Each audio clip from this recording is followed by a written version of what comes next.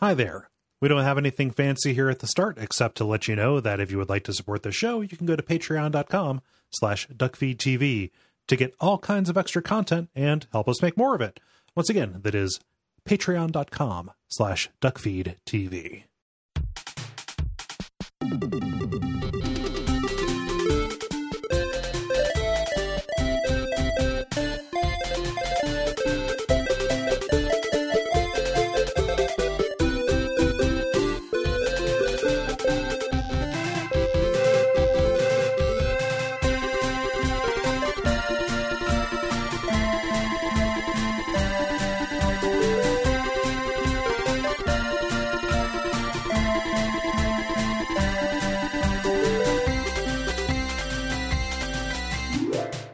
My name is Gary Butterfield. My name is Cole Ross.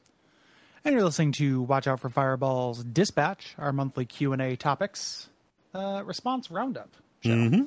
Yeah, where we will be reading your questions. We'll be Aing your Qs. We're going to have a longer topic discussion, and then we're going to read your responses to the 3 games from September: Plants vs. Zombies, Lords of Magic, and God of War 2018. Yep. And then the Koi Boys are going to reveal what's coming up in November. Ooh. So hope you're ready for koi, not the fish. This is the time of maximum leverage as we approach when we have to reveal our delicious secrets. Yeah, when people guess or when people talk about it in the Slack, God, it gets me off. That's a good way to get people to stop doing it, is to use that voice specifically. Or get the wrong people to start doing it. Oh yeah. There's no winning with that voice. It's just a crime that I do to me and to you and to everyone. And I'm sorry, and I'm trying to work on it. I'm trying to delete it. Yeah, I'm trying. I'm just, I scream and I'm sorry. Yeah. So we're gonna get started here, live from the Portland Death Fog. Andrew asks, I'm currently teaching a university-level course on video games. Weekly topics include localization, gender and gaming, hacking/modding/speedrunning, and games of disability. But there's so many things I want to talk about. It was a wild task narrowing them down. So I was wondering, if you had to give a lecture to a university class on any games-related topic of your choice, what would you each choose? This could be as general as the history of arcades, or as specific as how Disco Elysium plays around with the detective genre. Yeah. So this is actually something that I've done back when I lived in Cincinnati. Every couple of quarters or semesters or whatever they were on, my old university program asked me specifically to come in and teach a session at their teach is a wrong word, to talk at the media writing class, like the general, hey, here's how you write for screen. Usually like news packages and stuff like that. Hey, can you come here and talk about video games, because that's a thing people want to hear about, etc. I've gone and talked about that, and that pretty much just kind of was a lecture about the different ways that stories could be told in games. I couldn't assign anything, and I was only going to be there for one 50-minute period or whatever. So, couldn't get super in depth, but I provided just a survey of hey, here's direct storytelling, here's indirect storytelling, here's the way that even the shape of a level can guide people through. This is what function ideally the writing should serve here. Here's where it adds. Here's how it gets out of the way. So that would be something that I would do. It would be highlight the different ways that this can show up. And I'm not totally sure. I think I would want to find something I know really well. Something very specific, something I've had popping around in my head for a long time is taking something like Shadowrun and look at the different tabletop editions and how it's been adapted to video games, the challenges. Yeah. They're in of taking one game and adapting it to a different game medium, and how different entries in that series or franchise has done that. Yeah. So. Yeah, the line, even just more generally, the line from tabletop to video games or electronic games is a really interesting thing, just as a survey. Mm-hmm. Yeah. It would all, of course, depend on what the topic was, and all the things about like games and disability and gender and gaming and stuff are way more important. The only reason why I wouldn't choose one of those things is because I'm not equipped for it. I'm trying to get to the bottom of how a white heterosexual cis male relates to gaming. Is, we don't need to get the Hardy Boys on that case. Yeah. I think that's case solved. Yep. Let's see here. So hopefully that helped. Greg writes, a couple of weeks ago, I suddenly got laid off from my finance job without any warning. I'm very sorry about that, Greg. I received a severance package, so I'm okay with finances for now. But in the last 2 weeks, I've been doing a lot of job hunting. Had some leads, but nothing has turned up yet. However, I've noticed something strange about my game playing this time around that I did not experience when this happened in the past. Before, I was so busy that my game time was very limited, maybe a total of 10 to 12 hours a week, and most of that on the weekend. Now, even though I have more free time, and I know it's important for your mental health to give yourself some non-job hunting time each day, I find myself playing a lot less games. The biggest reason I can ID why is that I feel guilty doing that when I'm out of work and feel like that my time should be more productively spent.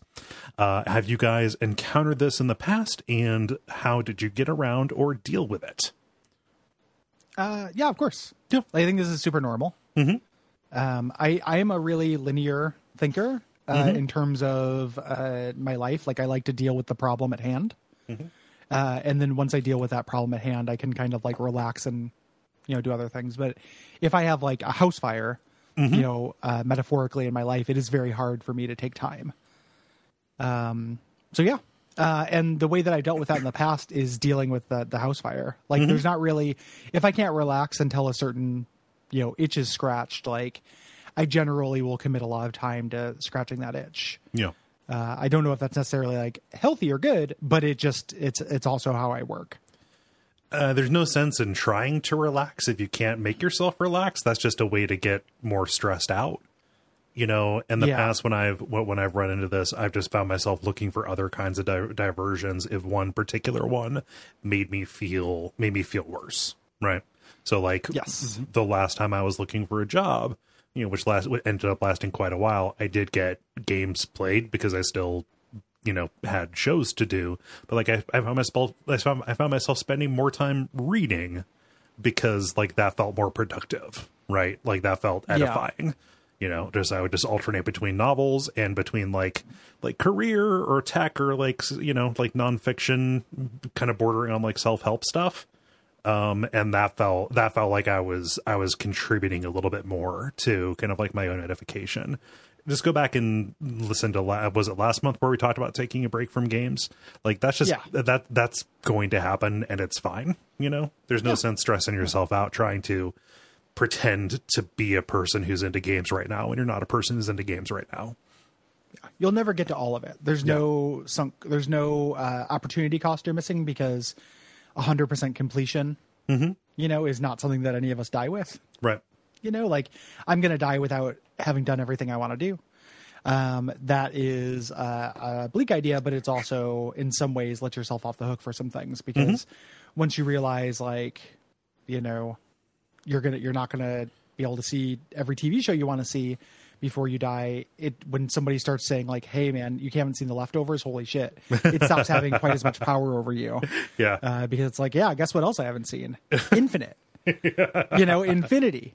On that side of the scale is effectively infinite. Like, I'm just gonna, you can't make me feel bad about this. I can't make me feel bad about this. Nothing can make me feel bad about this. Well, I can certainly make myself feel bad about it, but I am choosing not to. Well, yeah, I'm working on not doing it. If you have decided I'm not going to feel bad about this, you by definition will not make yourself feel bad about it. Yeah. Yeah. I mean, it's to quote one Gary Butterfield, I didn't do that because I was doing other stuff instead. Yeah, exactly. Do other stuff instead. It's A-okay. Yeah. So games will be there for when you come back. Yeah, and if you're feeling burnt out from the job search and you do need relief and it's not games, that's okay.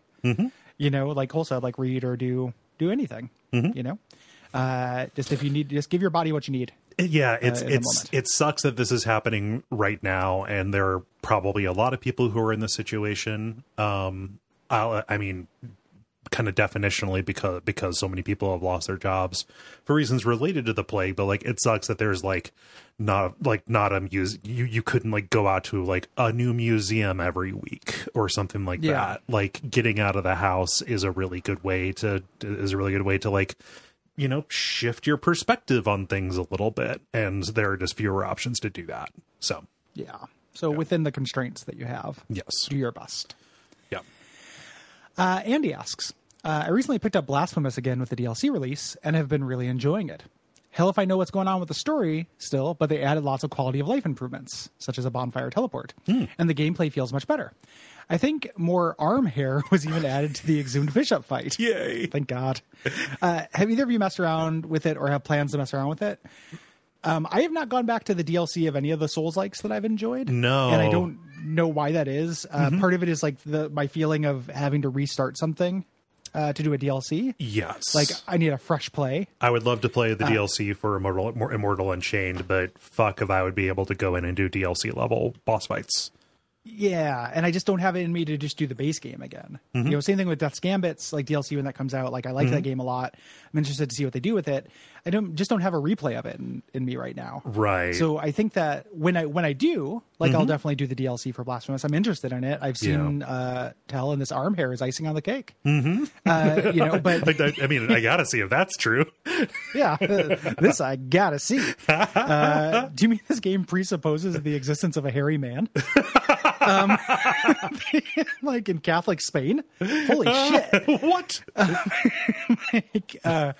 But yeah, it's all those things are like in my replay pile. It's like why I haven't done the DLC for Hollow Knight yet, because it's I want to just start from the beginning and do a fresh save with it incorporated. And that's, you know, my own version of wanting to do a series in order or whatever. Whatever you call that disease.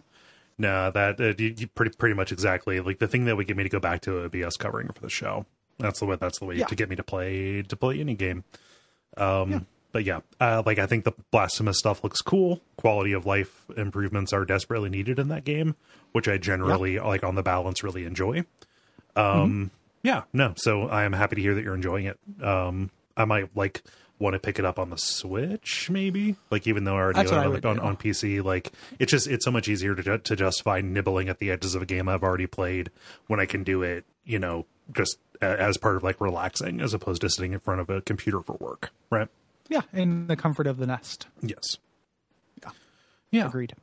Mark writes, I recently picked up Control when it released on Steam, and although I really want to like it, I find myself getting increasingly frustrated by it every time I play. That game ticks a lot of boxes for me: weird Twin Peaks and X-Files vibes, varied combat scenarios and powers, and really excellent acting and voice work from the cast.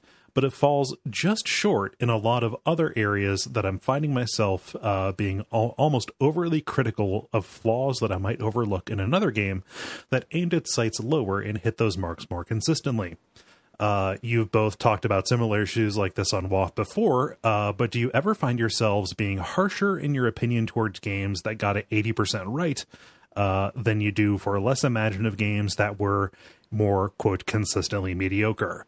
Then in parentheses says, I suppose this is the gameplay version of, would you prefer inconsistent 60 FPS in a game or a solid 30 FPS? So I think that like the thing that's happening here, the thing that makes me think about is how like elements of a game are not equally weighted. So I can think of a game that does like 80% right and 20% wrong. And a lot of the times if I'm harping on that 20%, it's not 20%. It's like small things that permeated the game or I felt throughout the whole game. And you'll find that a lot when we do WOFF, where we'll be like, we're going to go through this really quick, but rest assured, you go through like 20 minutes of hallways every time we say this. Right. You know, and we gloss over on the show, but that doesn't mean that it's a small part of the experience. Yeah. You know? Something I think I've been thinking about lately is like games reckoning with like how long they are and reckoning with what percentage of their runtime is dedicated to what. You know, like a game just like understanding like, hey, like the reality of playing this is 60% of the time you do this thing. Let's pay some attention to that fucking thing, because no matter what else is in that 40% of the time, it's not going to be weighted the same if you have to go through this other thing every time you do it. Right. You know? And that's what I haven't played Control yet. I'm interested, but that is basically what I have picked up through osmosis. Is that like it's a game that's like super impressive, but I'm going to wait a little while for the shine to fall off it because I'm not convinced that it doesn't play bad. Right. I mean, like Remedy has not demonstrated over the past 10 years between Alan Wake and Quantum Break. Yes. I guess I was about to say they have not demonstrated competency. Like, they're competent and fine. They have not earned complete trust about it. Like, there have been substantial problems with both of the previous games. And I say this as somebody who has played like a little bit of Control and is impressed with it, but I haven't run into those, bits of friction that people talk about. The bosses, basically. Yeah. That people think are garbo. Yeah. Yeah. And I like, again, though, so I think that like, rather than thinking of it in terms of, oh, I'm being very harsh on this 20% because the 80% made it, it's probably closer to something that is on the balance mediocre, but with a couple super bright spots, because you still have to experience it. Like, you have to have the whole thing. Yeah. It's not like you can't pick and choose the parts that are cool to experience. Yeah. And also, like, the idea that, oh, this is 80% fine, but 20%, I think it is strange or maybe misguided to think of it in that flat of a term. Again, talking about currency spending differently. Like, yeah, it might be 20% of something, but like which 20% that is actually really, really important. Like, what is represented there, Yep. Because like a game that is all of the production values are phenomenal but plays like garbage is all those production values do not equal to 80%. It's not like the voice acting, music, vistas and set pieces are worth 80%. Like, it's just weighted very differently, and it's not like even like a gamer psychographic thing. It's kind of per game. Right. There's like an ineffable kind of gestaltness to it. Yeah. Like, this would have bothered me in a different game, but it was fine here for something that is hard to express. I normally would like this, but wow, it really turned me off in this particular context. Yep. Or didn't turn you off. Like, we recorded ahead and did our next episode on Dino Crisis 2. And that's something where like, it has a lot of those like 20% flaws that would have been weighted more heavily if the game wasn't like 5 hours long. Right. So like there's an element of it just really varying, and you can round either way. Like, things will just feel differently based on that. Length tends to be a really, really common factor for me, and not just, because I do this for my job, but just because, like as Cole is fond of saying, since we're quoting each other on this episode, the dose makes the poison. Yes. It's how much you have to get that makes it bad. We were talking in the Slack about Nier 1 recently, and it's like that kind of outsider perspective and stuff on art is much more appealing to me in a like 5-hour itch.io game than it is in this thing that wears the clothing of a AAA game, and has side quest and power-ups and crafting and all of these things that none of which are done competently at all. But gotta have them. Yeah. Just like, even just talking about this split or whatever, even if you had something that was like 98% great, but there was a 2% that you just can't get over. Like, we have a word for that. We have, like, fatal flaw. Like, everything would have been great, but this killed it. Right. Yeah. Vorpal. Yeah, absolutely. Yeah. So, I don't find myself, and I feel, to answer kind of the second part, like I feel like I can be pretty harsh on a mediocre experience as well. Like, I don't think that I necessarily will be harsher on something that has, like, sometimes I will pick on flaws because I want that, like, this would have potential. Like, if it wasn't for this would be amazing. Like, a Vorpal flaw is always going to feel really serious, but a mediocre game, I'm not like, hell yeah, this has no big flaws, but no big strengths. Right. Kingdoms of Amalur, give me away. One re-reckoning, please. That's not necessarily the perspective either. No. But, it just, I try broadly, I try to at least be aware of the effect that expectations have on my opinion about a game. That relates to expectations that are set before I go in, and also the expectations that are created as you go along, Yes. Yeah. Yep. Yeah. Jonathan says, this is a quick one. Gary's mentioned a tabletop system called Iron Kingdoms. So what makes that system appeal to you? Also, is it published by Privateer Press? Because the only thing I can find about them has big steampunk energy, so I can't be sure. Yes. It is the Privateer Press game, Iron Kingdoms. There is a steampunk element to it. There are like little steam mecha things. It's just a class. Like, it's not like something that you have to engage with, you know? And the mechanics of it are darker than steampunk. There's not like, Jules Verne. You know, it's not like steampunk class. There's not the optimization of there's not the optimism of the colonizer inherent to it. Yes, there's none of that. Which I like. And then the thing that's appealing about it to me is that it's incredibly mechanically rock solid in a tactical way. You play combats in that game similar to and with the same robustness that you would play a combat in Divinity Original Sin 2 or Final Fantasy Tactics or something, where you are managing moves and powers and synergies and your feats in that game, which have that always has a different meaning depending on the tabletop game. Yeah. But in a really interesting, like, kind of ebb and flow way, where you are constantly you have to undertake risk to get feats back, which you need feats to undertake risk. Yeah.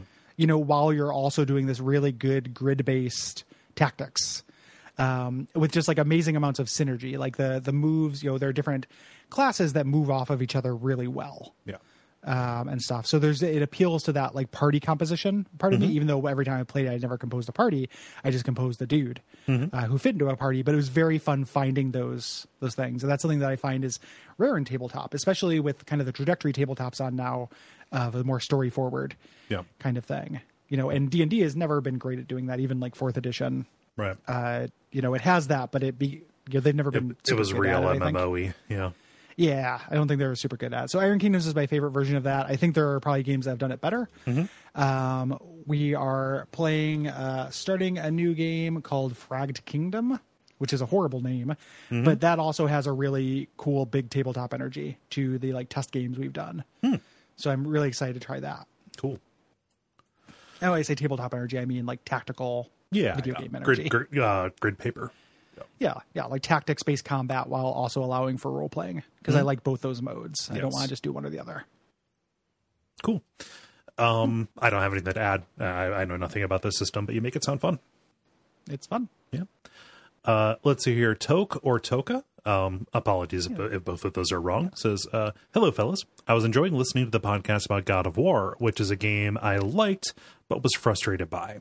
My biggest frustration was something that you talked about on the podcast, which is the way the game always puts obstacles in your way to keep you from completing your initially simple quest.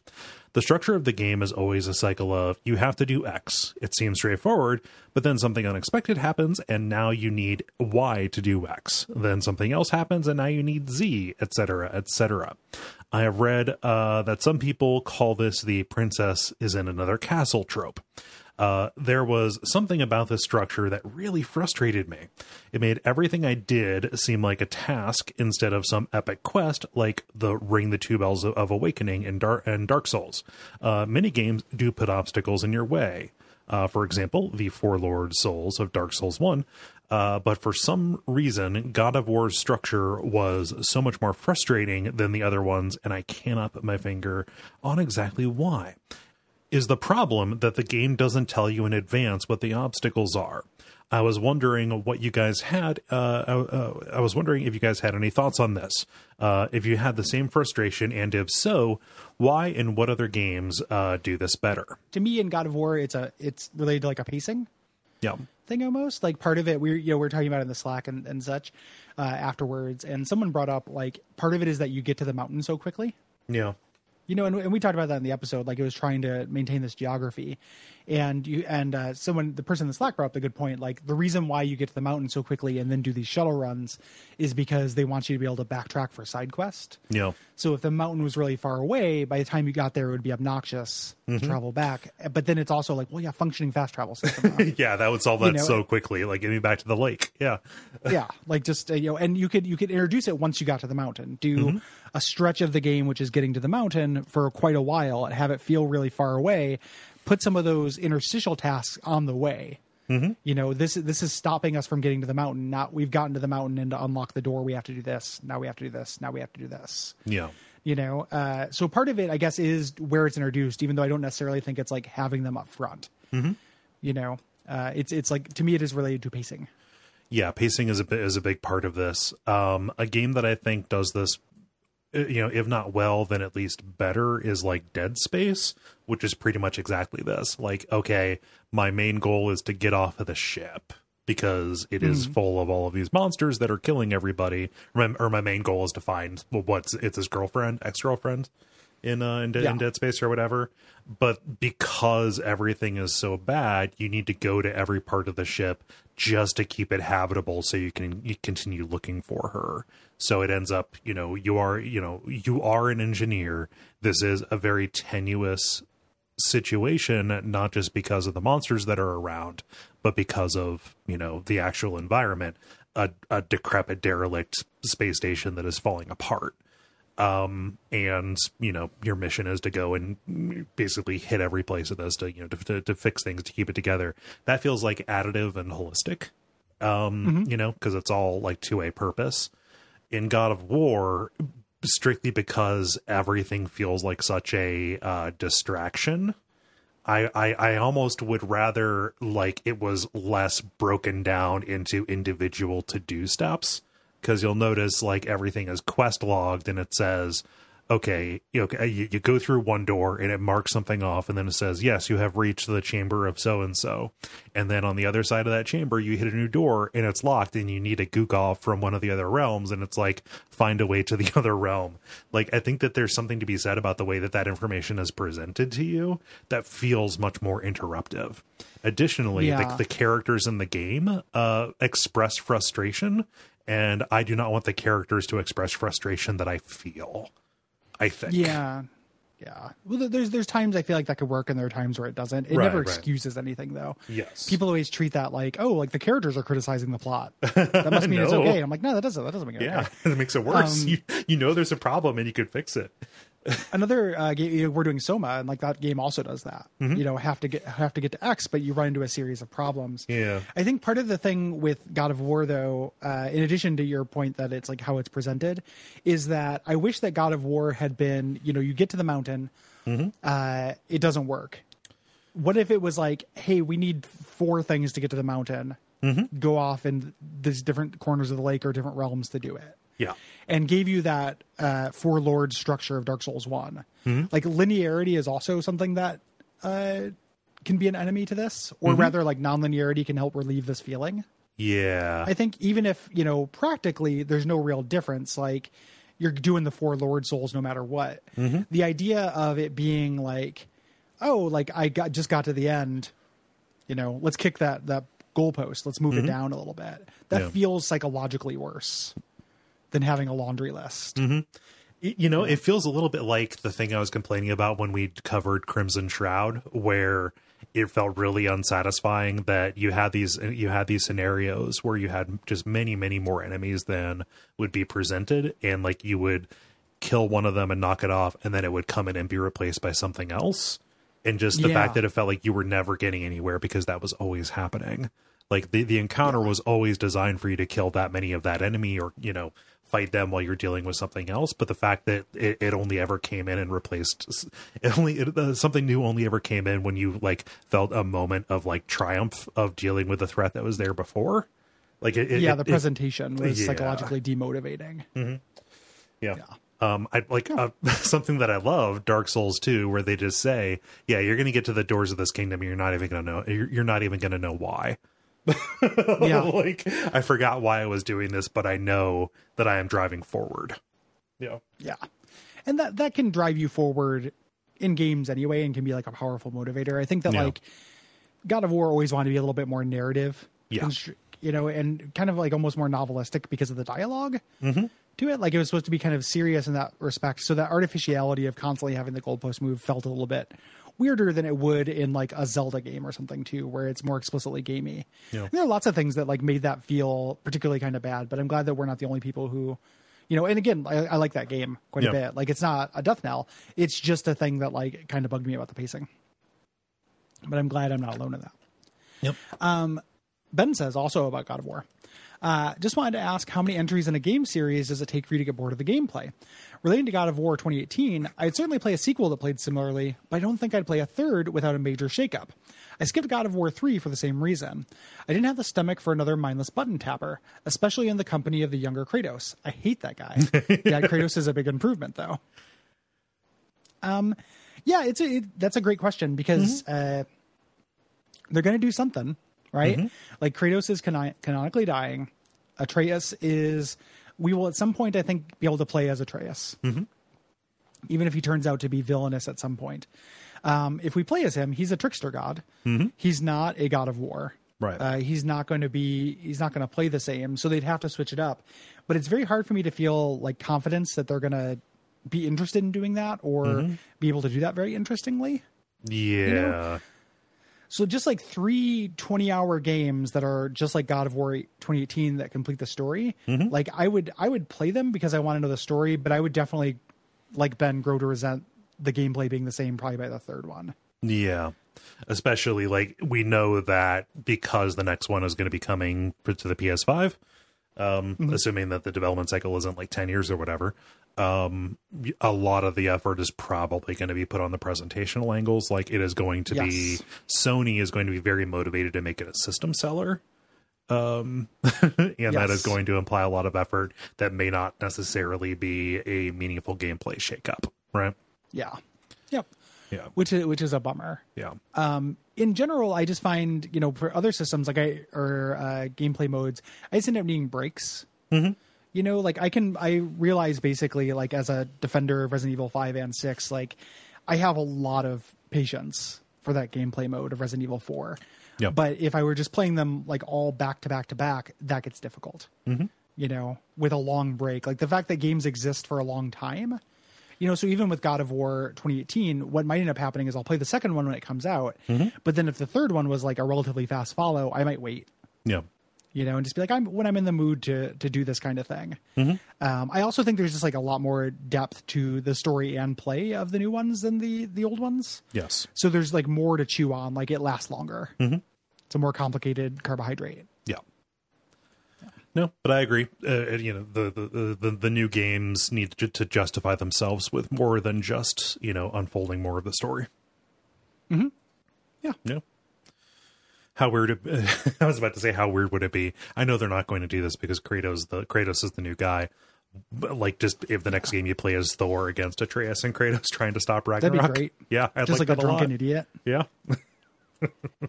Take you back to that just like horrible bastard energy from the first trilogy. That'd be very funny. Yeah. That'd be a really funny move. Yeah. Moving on to just ripping open Atreus's jaw, just like stomping on his pubeless crotch. Wow. Okay. Like Crom. Oh God. Moving on to life stuff. This is just more of a comment here. Casey says, I heard Gary mention I heard Gary mention the near adoption of Willow the pug. Pet preferences are highly personal, and I don't know how set you are in any specific breed. But as a pug dad of several years, holy cow, are they fun little monsters. Thousands of years of breeding directed at nothing more than being lovable goofballs. Good luck with your search wherever it takes you. Thanks. Yeah. We're doing, we're planning to get a dog or another pet. And the idea is basically like, we don't want a puppy. So we're like, what can we do that's the opposite of that? So we're looking for pets that are like older, the idea given some good twilights to some doggos. So I don't have a breed preference other than like not super loud allowed by my apartment. Which is a bummer because there's a weight limit and that omits most pit bulls, and I love a pit bull. Oh, pitties are so sweet. I love a pitty, and they're so sweet, and they get taken to the shelter constantly. Yeah, pitties have a rough life. So but yeah, I love a puggo. I love that we designed them to be bad. It's very sad to be miserable without our direct intervention most days. I think that we have like a human responsibility to like every human should be assigned a pug basically for the crimes we've done to them. Yeah, as a designer, at least until we can get them, maybe like 5% of the way back toward being wolves. until we get them to until we can get like Willow the pug to get impregnated by a wolf. You know? Yeah. It's like a Frankenstein's monster kind of thing. Like we created it. It would be horrible to reject it as well. Yeah. So yeah, we have to accept puggos into our arm. Luckily, they're actually like a hot commodity. Like when I was talking to my friend about him, and she has a pug. And she's like, oh, if you're looking to get a pug, like I'm still plugged into all of these like pug intelligence sources and pug networks because they're hard to get a hold of. Right. And I was like, well, yeah, no wonder Willow got adopted really quick. Yeah. You know, like I guess they're in hot demand. So humanity's doing their work on one front only, and it's the pug front. Yeah. So thank goodness for that. Oh, geez. Dan asks, and there's some stuff to this, so don't answer right away. Would you rather have a hand made out of ham or an armpit that dispensed the beer of your choice? These are rules and assumptions. The hand would function properly, but you would be able to carve it as you like, although it didn't regenerate immediately. I feel like immediately is doing a lot of work there. Right. The beer is a single beer of your choice. You can't change once you decided, but of course it has to come out of your armpit at all times, like us all. It isn't the freshest environment. Also, beer is for personal use only and must not be used to sell to any individual or corporation. So I can't. Well, I mean, like, what would I do? Just like Cole's choice. Like all that would do is like set me up to be milked like one of the blood boys from Mad Max. Like, oh yeah, either of these would ensure that we're taken care of in the post-apocalypse of a sort, in a fashion. Literally ham-handed, or yeah, yeah. People will keep us around for harvest. Yes, yeah, because Gary, we're nearing the end here. Where things are about to make a turn for the worse. I am very doubtful about how necessary content is going to be in the after times. I don't know. I don't know that our abilities to create content are going to protect us for very long. Like without settling into the role of a shaman, I don't think I can get like an outpost to like feed me and not like harvest me for parts. So you become a shaman. What's that? Where'd you get shaman from? You're gonna become a shaman. Yeah, straight to shaman. What qualifies you to be a shaman? Well, I mean, okay, so people wouldn't know me. You come in, you act lying as lying would qualify me. You come in, you act as a storyteller, and you tend to the non-material needs of the tribe. Okay. Let me tell the tribe about the story of Dragon Quest II. Yeah. The second Dragon Quest throughout history. Yep. So I mean, as I said, unless we do that, and that's very unlikely. So we're gonna need to make some choices here. Of course, you always want more clarification. Like you said, it doesn't regenerate immediately. Immediately makes it's a lot. Yeah, that's a big one. That's a strong word there. Does it heal as fast as like a regular hand would? That's too slow to be useful. Yes. I would need like a new hand per day. I just wake up with a new hand. A new ham hand in my sleep. I would also need it to not be painful. There we go. But like it needs to not be painful, but also you need to be able to feel so you can use the hand dexterously, right? Yeah. I mean, one of the things is you cannot, since the beer is only for personal use, it would not be very useful in a post-apocalypse. Right. Because part of the thing is we can't give it to warlords or whatever. It's just so we can be drunk when we're harvested for normal stuff, not even for beer, you know? Mm-hmm. We could be harvested for our hands. But also, I don't really drink anymore. Right. And you could just not pour beer out of your armpit. But your hands would always be ham. So, like, the clarification question... I would never finger another wop again. You know? Well, you would have the other hand. Okay. So, would you rather have I guess I just say a hand. Yeah. Gotcha. Well, I guess it would depend on whether it's my dominant hand or not. Yeah. Do I get to choose? I don't know. You know? Is it a coin flip? Yeah. That'd be a momentous coin flip. Mm-hmm. I mean the clarification that I want on the beer pits is there a nozzle like Oh, in that'd be there. uncomfortable. Or I mean, no. What would be more uncomfortable is if I just like sweat beer. Like if if there were just glands that like had like a little bit of beer running, just basically like a sap out of my trunk here. That's what I assume. Is it like it just kind of permeates the top like a mucous membrane? You know, it beads up, and then you use like a squeegee to move around the hairs and stuff. Yeah, and like when does it come out? Is it only when it's hot, or is it is it consciously?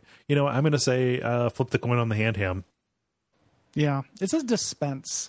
Yeah, that to me like feels like I make it happen. Okay. That's going to depend on it. But since we have no further questions, I might do the beer pits. Mm-hmm. I like my hands, and I think that the warlord scenario is unlikely. It's like at least 50-50. That's the coin flip I'll do. Okay. Is whether we end up in the post-apocalypse and get harvested. Call me an optimist. I think there's a 51% chance that we don't all die to warlords. The thing that I like about the ham hand is that like at the very least I could use it to feed like a kitten or a dog. Like you can share the ham hands. It's not just for you. Yeah. So the armpit thing I would just ignore. I'm not thinking of this as a power. Gotcha. I think I'm thinking of like the lack of impact. Right. So whereas I would just take the armpit thing and give money to Black Lives Matter. Cool. Well, then just call me a monster.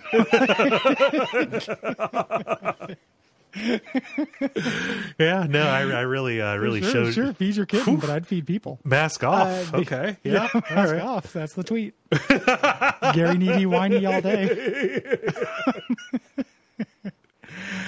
What does Paul say? Paul says, with the pandemic, I have gotten back into writing songs, playing guitar, and singing for the first time in almost a decade. I read that on accident as writing soups. It's like you do kind of write a soup. Like how? In a way, like I'm not Gary. Well, you just like you write a recipe or whatever. Like I feel like the idea of composing a soup isn't that far from like writing a soup. I don't know. I kind of liked it. Anyway, the ravings of a madman. Anyway, I gave up on these things, writing songs, playing guitar, singing. I gave up on these for a long time because of my job. Recording new music has been immensely satisfying. I hope to finish an album eventually and play a few local shows when the pandemic is over. So I just wanted to be a steady part of my life, not to make it. Make it some quotes there. But I'm also 37 now, and I sometimes get this nagging feeling that it is too late or I'm too old. I found articles debunking this fear of ageism, but I'd love to hear your thoughts on getting over it, since you guys are always good at talking, being accepting, and happy with yourself as you are. Is that the vibe that we give off? Yeah, the non-critical boys. There's no such thing as too late. Right. There's no such thing as too old. I recommend everybody, regardless of how you feel about the music, even though you should like the music, watch the Guided by Voices documentary, Watch Me Jumpstart, which is about basically just about Guided by Voices. But Rob Pollard, for all of his faults and sad drunkenness, became, one of the best songwriters of all time after having an entire life with a divorce, kids, and a career, and just decided like, I want to become, I want to start making rock and roll, and just did it. Yeah. It is super possible. I have a friend, one of my best friends, his father, who I'm very close with, was a professional photographer who did like senior pictures and shit, and owned a company with a guy. And then at one point was like, you know what? I want to do fine art photography, and just kind of worked at it. And now he's like kind of a big ass deal in fine art photography, like goes to gallery shows, gets flown out to places and shit. Like, and he's 60. Yeah, now, and he started doing that at like maybe 50. There's no too late. Yeah. So especially just for the hobby like aspect, like do it for the joy of doing it. That's why you should do any of this stuff. Then you've already won. And if you play some shows and people like your stuff, Yahtzee. Yeah. I hear this and I think about this may be like a kind of extreme example or whatever, but like the main guy in the area where I live who like does karaoke. Not like goes and performs, but like is the karaoke KJ. the KJ kind of guy. His name's Sam, older guy, has been doing it like since karaoke was like done in like cassette tapes or whatever. But like when he goes and sets up, he has like his keyboard. He does this because he is also like an organist in just like this local or regional blues band, and it's him and a bunch of these older guys who go around playing like real, you know, Stevie Ray Vaughan blues kind of stuff, but like people follow them around, and he is super happy doing it, and he started it kind of late. So like, yeah, just, oh yeah, I decided that I'm going to make music my life. I'm going to do it in this particular way. He gets booked, his band gets booked, he has fun, and you know, you're not even asking for that. So like, yeah, totally. You know, like you don't have to have like the, you know, specific kind of career that would be like the, you know, behind the music or whatever. That would be miserable and suck. Just make the music you like. Yeah.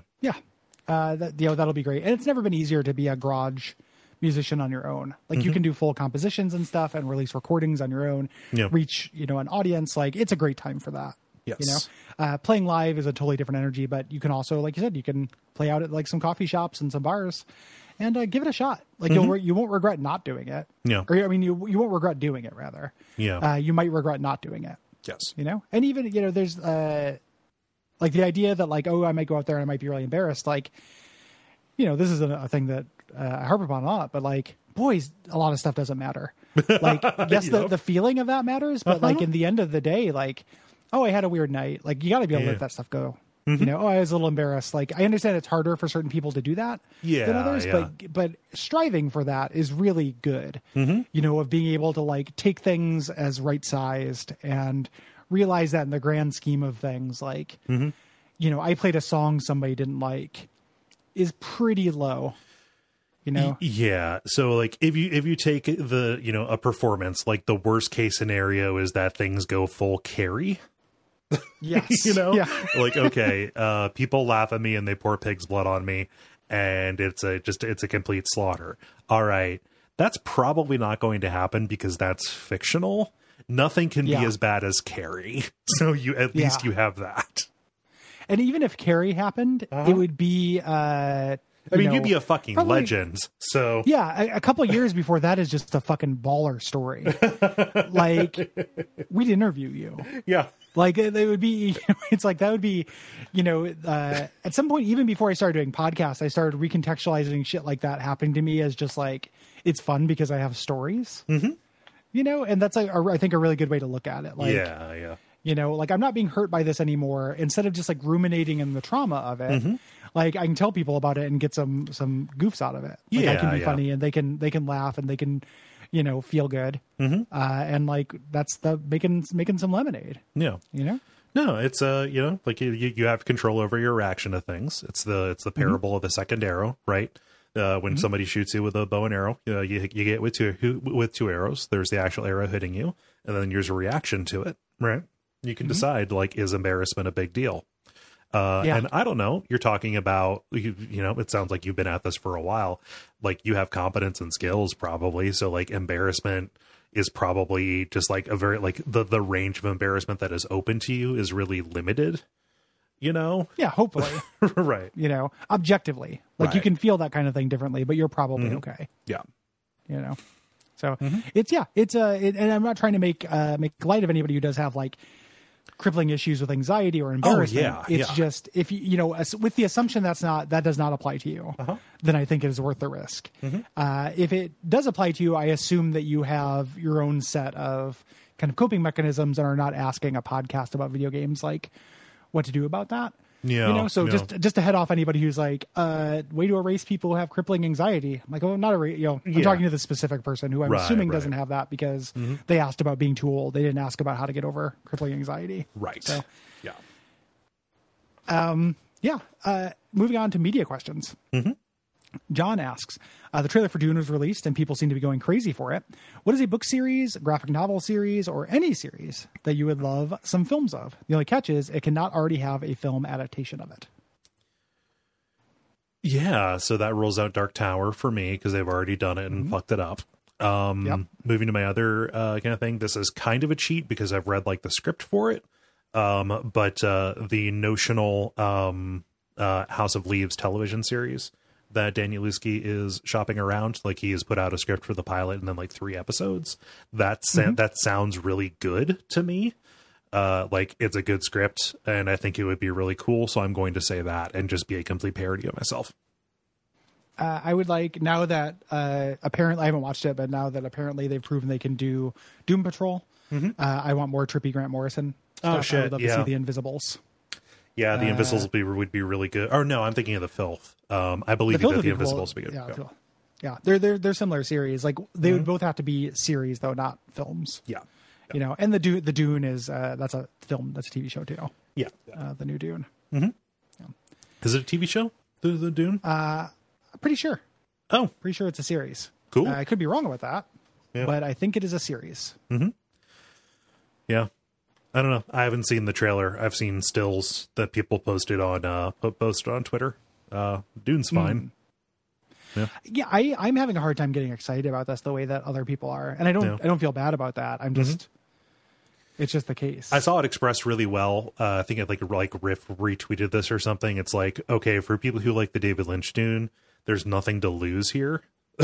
Right? That's true of any remake. Yes. You know, like that's, you know, it looks like it is a film, not a TV series. Yeah.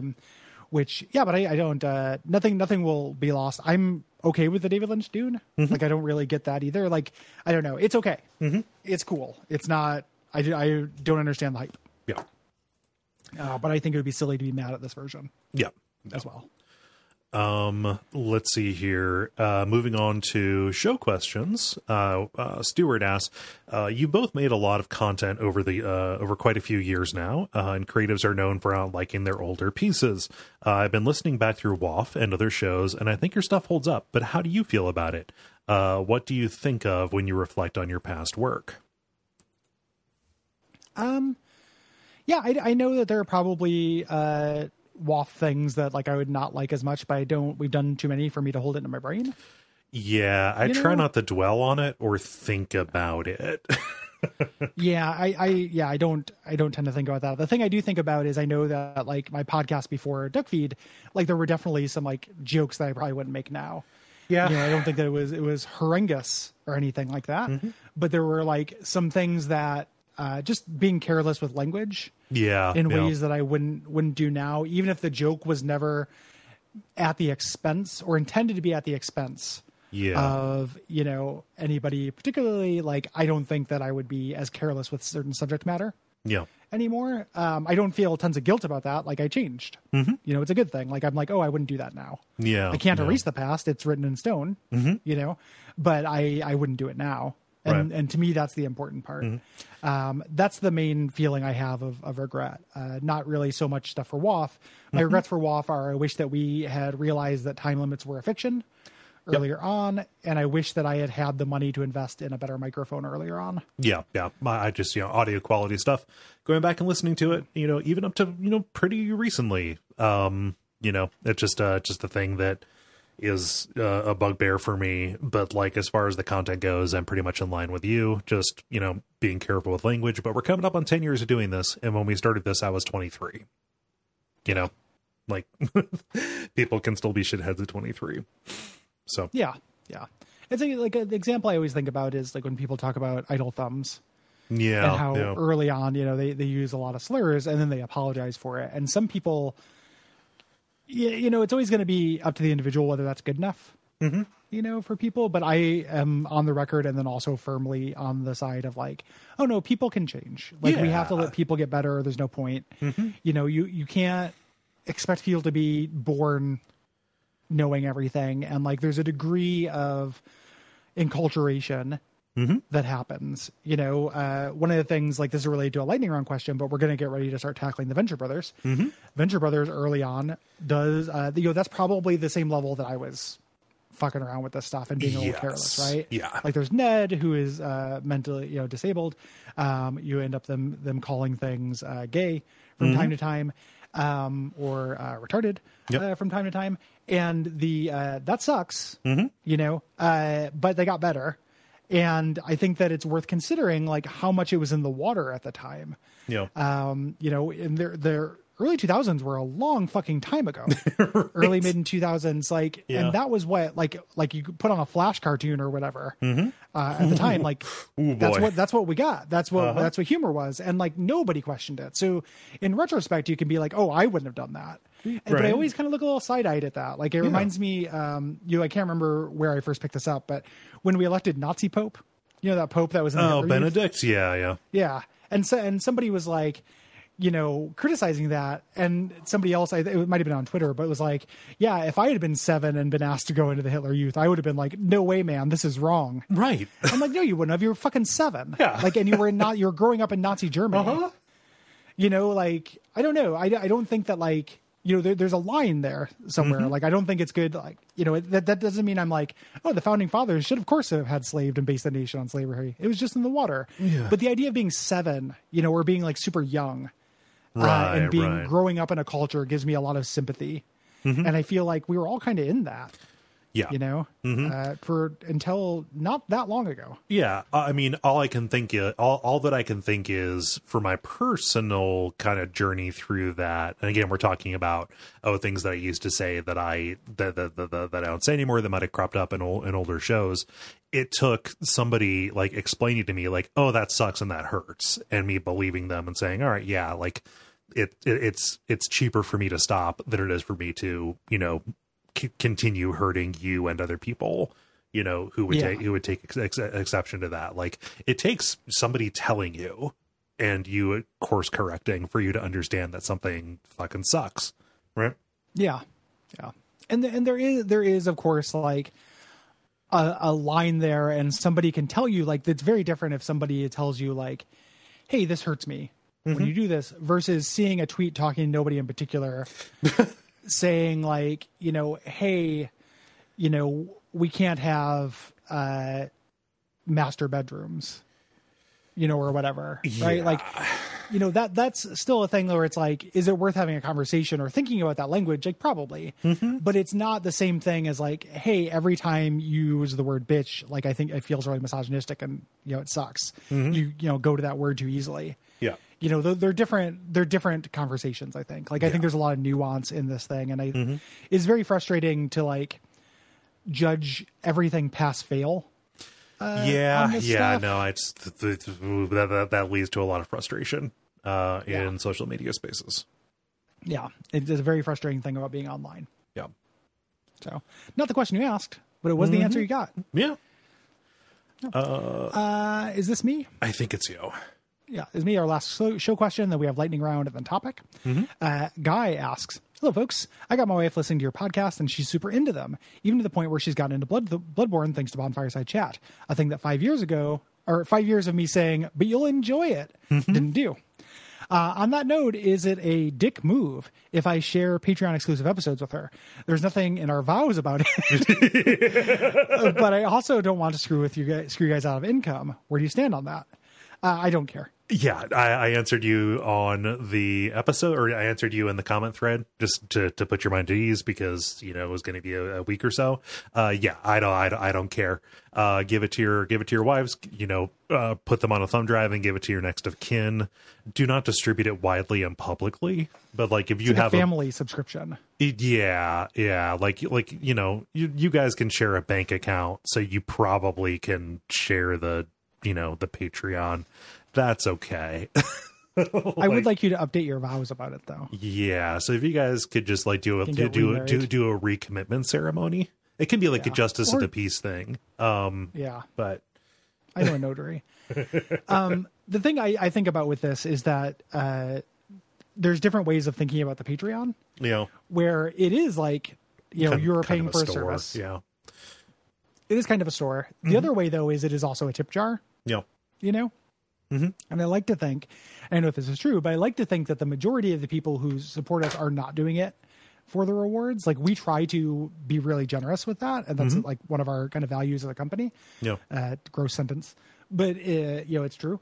But I like to think that most people are just doing it because it's like, hey, this is the right thing to do. These guys do a lot of work. Yeah, you know, I can afford $1.25 per week. You for that.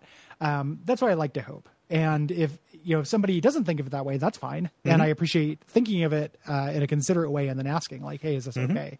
But the answer is like within reason. Yeah. Basically don't post it online. Mm-hmm. That would be the line. I think about, okay, so I don't have a problem with you doing this. And I think, all right, so my other concern would be like the notional person who pays for this. Is it fair to them if you do this? I would say, yeah. If somebody like wrote in and said, well, screw that. Like, why am I paying for this if this guy's wife is getting it for free? That person's not being reasonable. So no. I don't feel the need to cater to that person. I paid for college. Why shouldn't you have to? On that scale, it's ridiculous. It's very ridiculous on the scale of like a couple extra podcasts per month. It doesn't take away from you. Mm-hmm. Somebody else riding the bus for free does not take away from you paying for the bus. Yeah. Like you can contort yourself into thinking it does, but it is a morally indefensible like equation. Mm-hmm. And also just such small ball. Yes. Yeah. Like go grab a hobby if that's what you're thinking. Moving on to lightning round. What does Cinderelf say? Cinderelf says the Venture Brothers was just canceled with Orb about to be released. How do you feel about that? Bad timing. Yeah.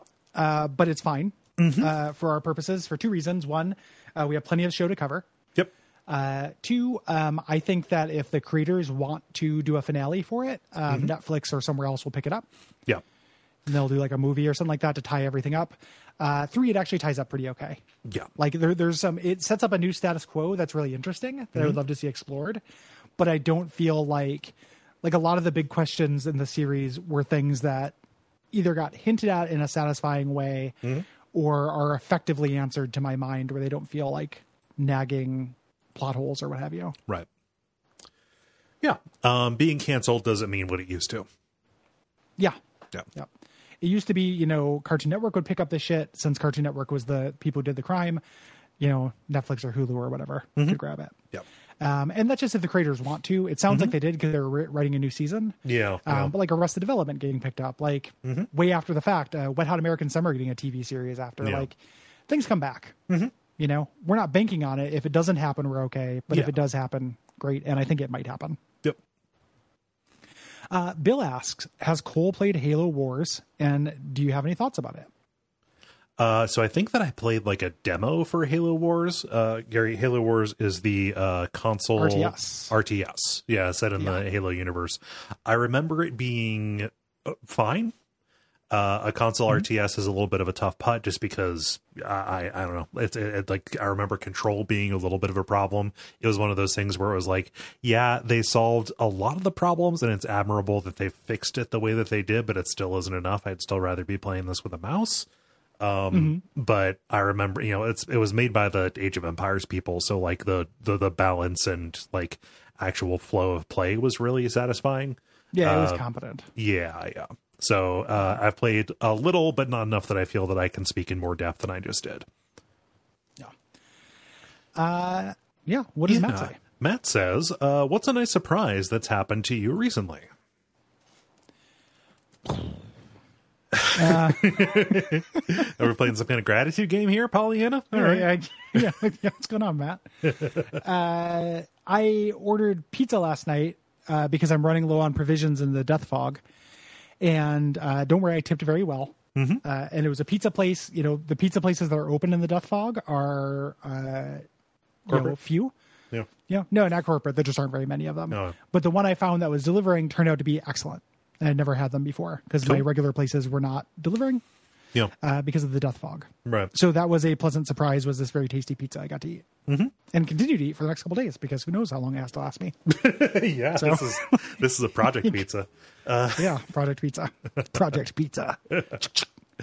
For me, it is kind of like how quickly my new kitten has gotten on her feet. Kind of literally. I adopted her, 2-3 weeks ago, something like that. And she was way too young. And I was super worried that it was going to be a long road of literally bottle feeding her.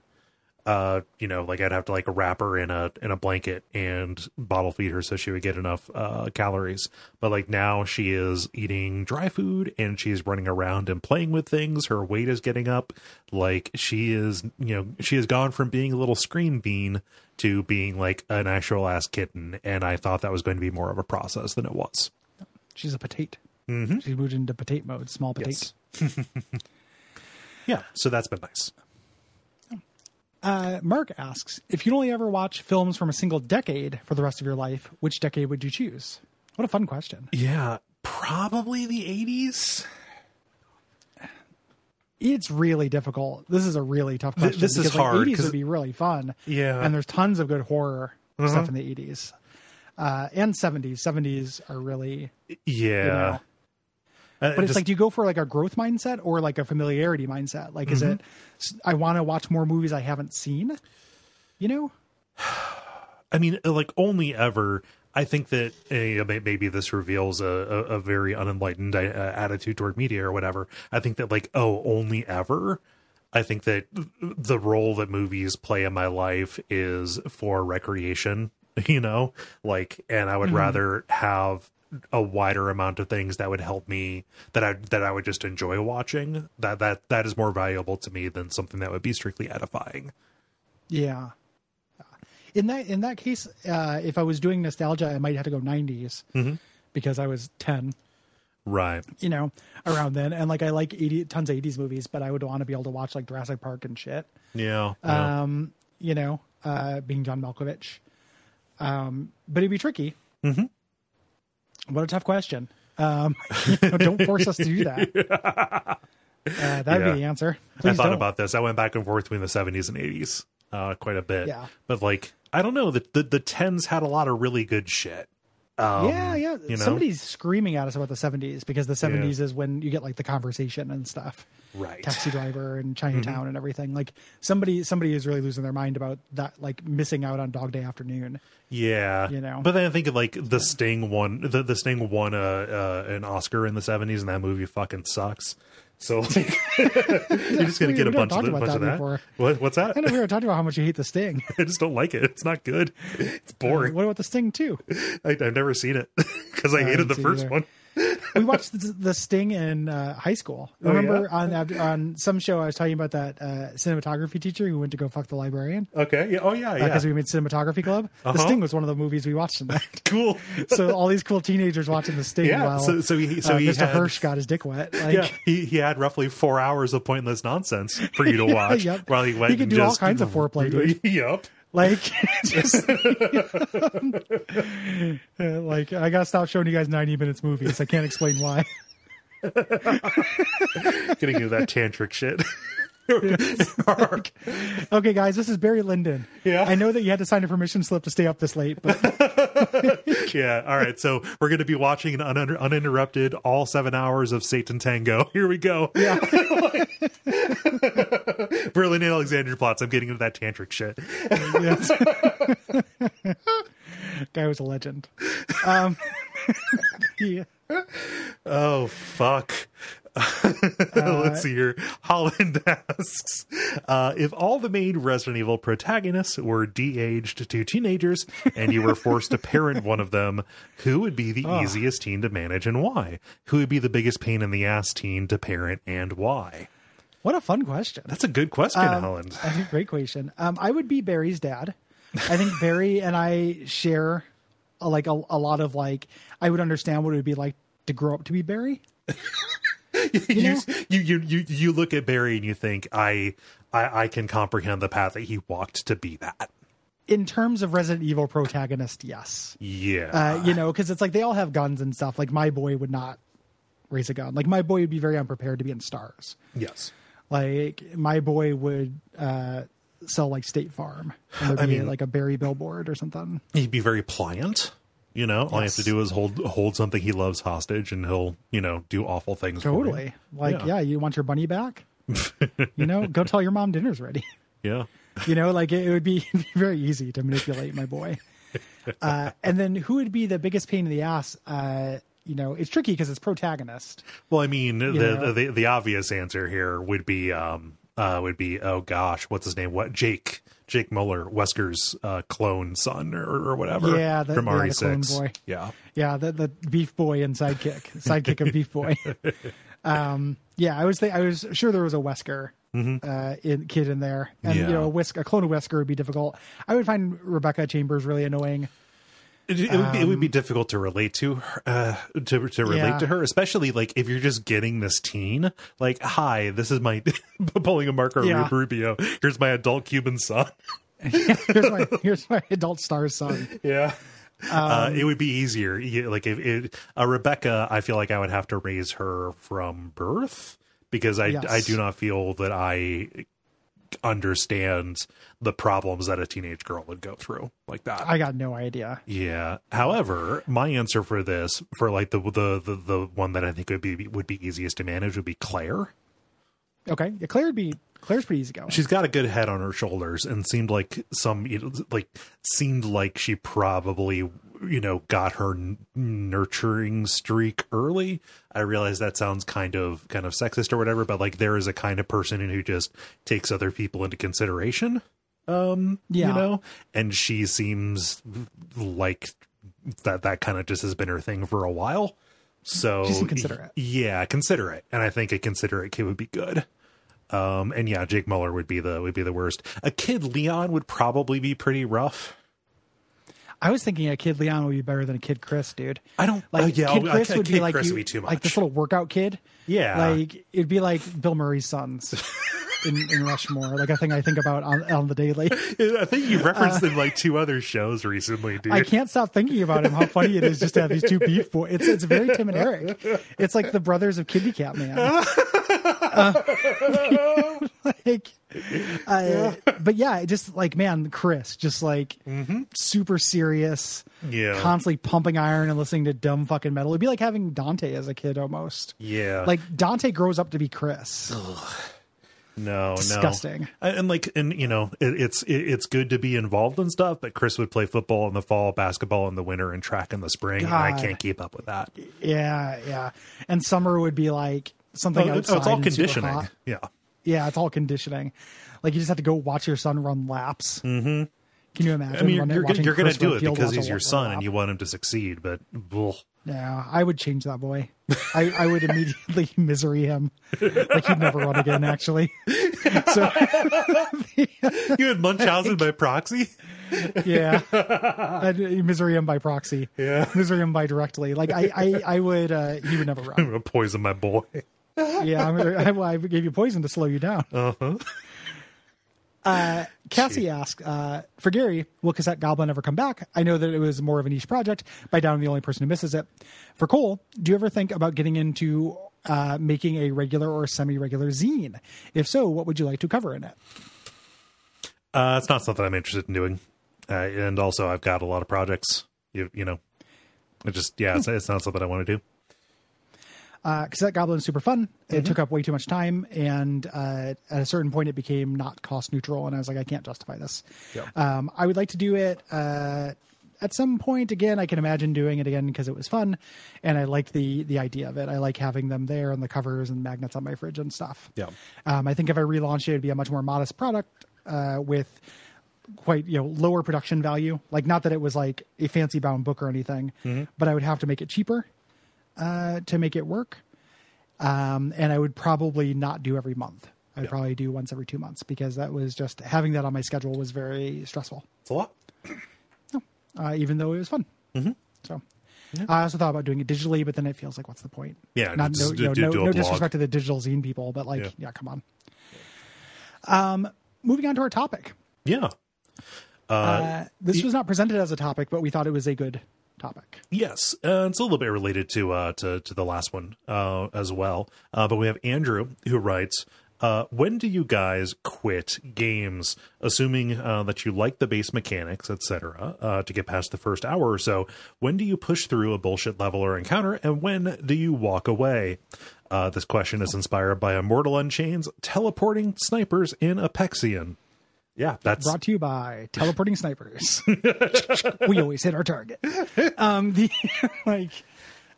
So this is distinct from last month, which was like taking a break from games in general. This is when you cut bait on a specific game and decide, like I don't actually need to see the end of this. I'm all right. Or I'm going to put in the cheat code that means seeing the ending on YouTube. Right. This is difficult. It's a hard question because this is almost never a conscious decision. If I'm playing something that is not for a show, it is just that at one time I quit the game and I just never open it back up and I don't think about it again. Yeah, it's very easy to drift away from something. Right.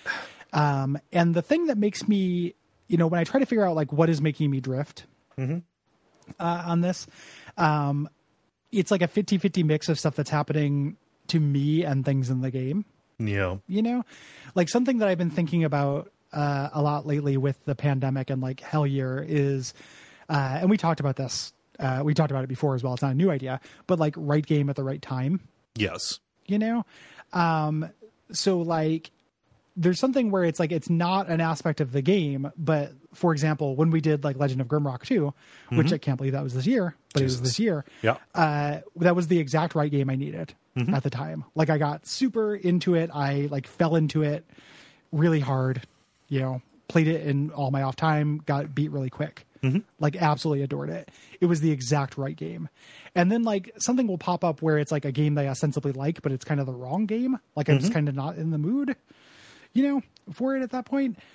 So those things influence my quitting and sticking with things a lot. And then there's momentum where whenever I get to that point where it's like, I may as well just start over or I don't feel a continuity to this character anymore. Yeah. That is a really powerful inertial barrier because it's like, well, it's a whole like starting completely over from scratch is a totally different proposition than like doing the last 15 hours of this. Yeah. And what's funny is like the starting over from scratch, a lot of the time for me, that happens really early on in the game where like I will sit down and have my first session of it be the tutorial.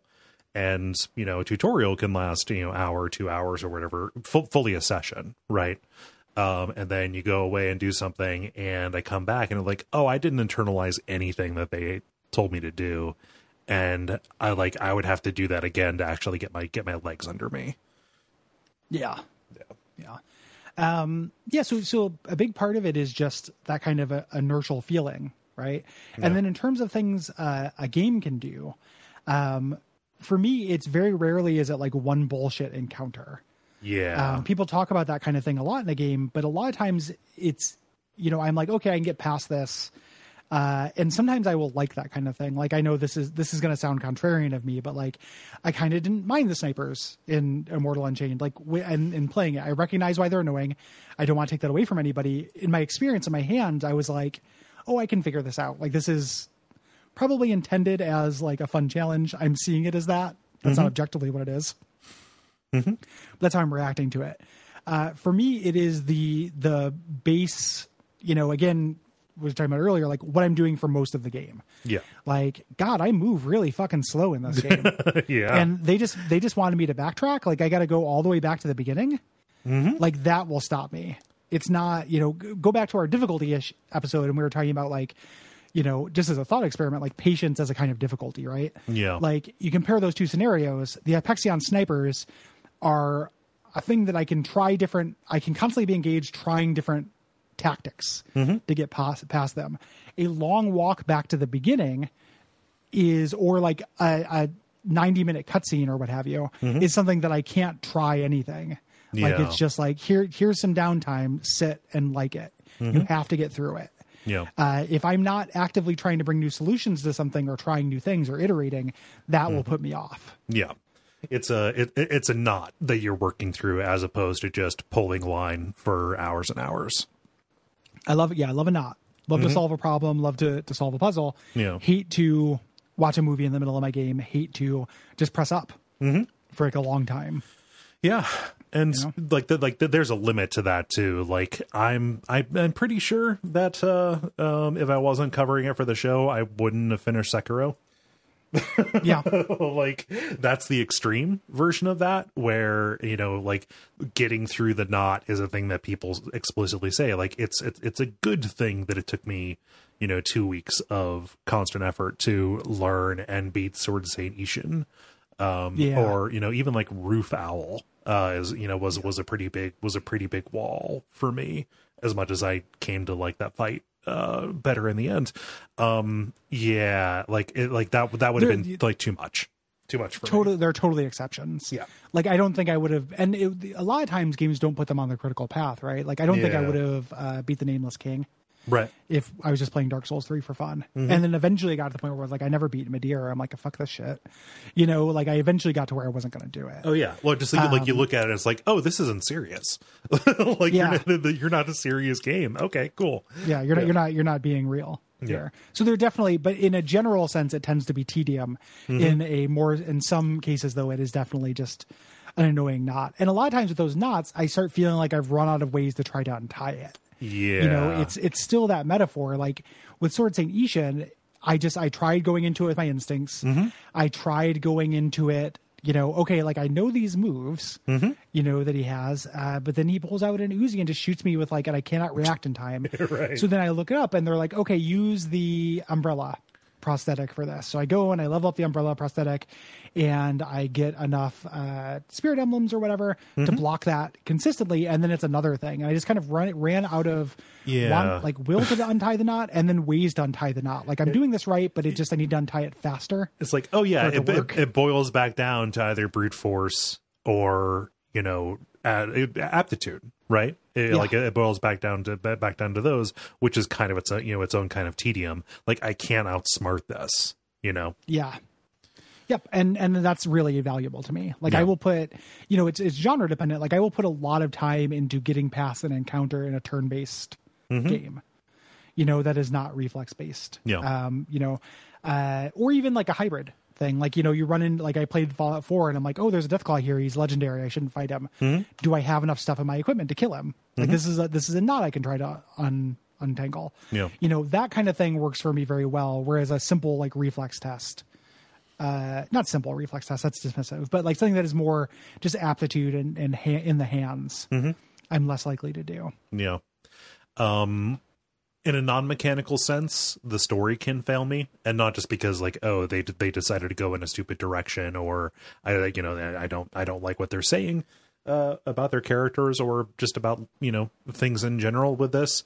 On a more kind of, you know, fundamental level, like going like way back to like 10 years ago on the Joystick podcast when Justin McElroy laid out a very good definition of like what can make a game story good. Like a game's story at the very least should provide enough motivation for you to see the next thing, you know? Yeah. You know, to pull you through either implicitly, either directly by saying like, here's the problem you're trying to solve, here's the goal that you're trying to get, here's what might be coming after you do the next thing, or indirectly by providing you with a tantalizing enough mystery and cool enough stuff to like pull you along the way.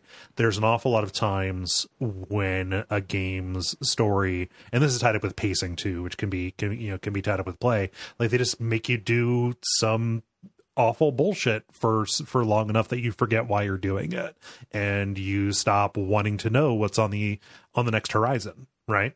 And so that like it stops providing the motivation for you to like open it up and see what's coming, you know?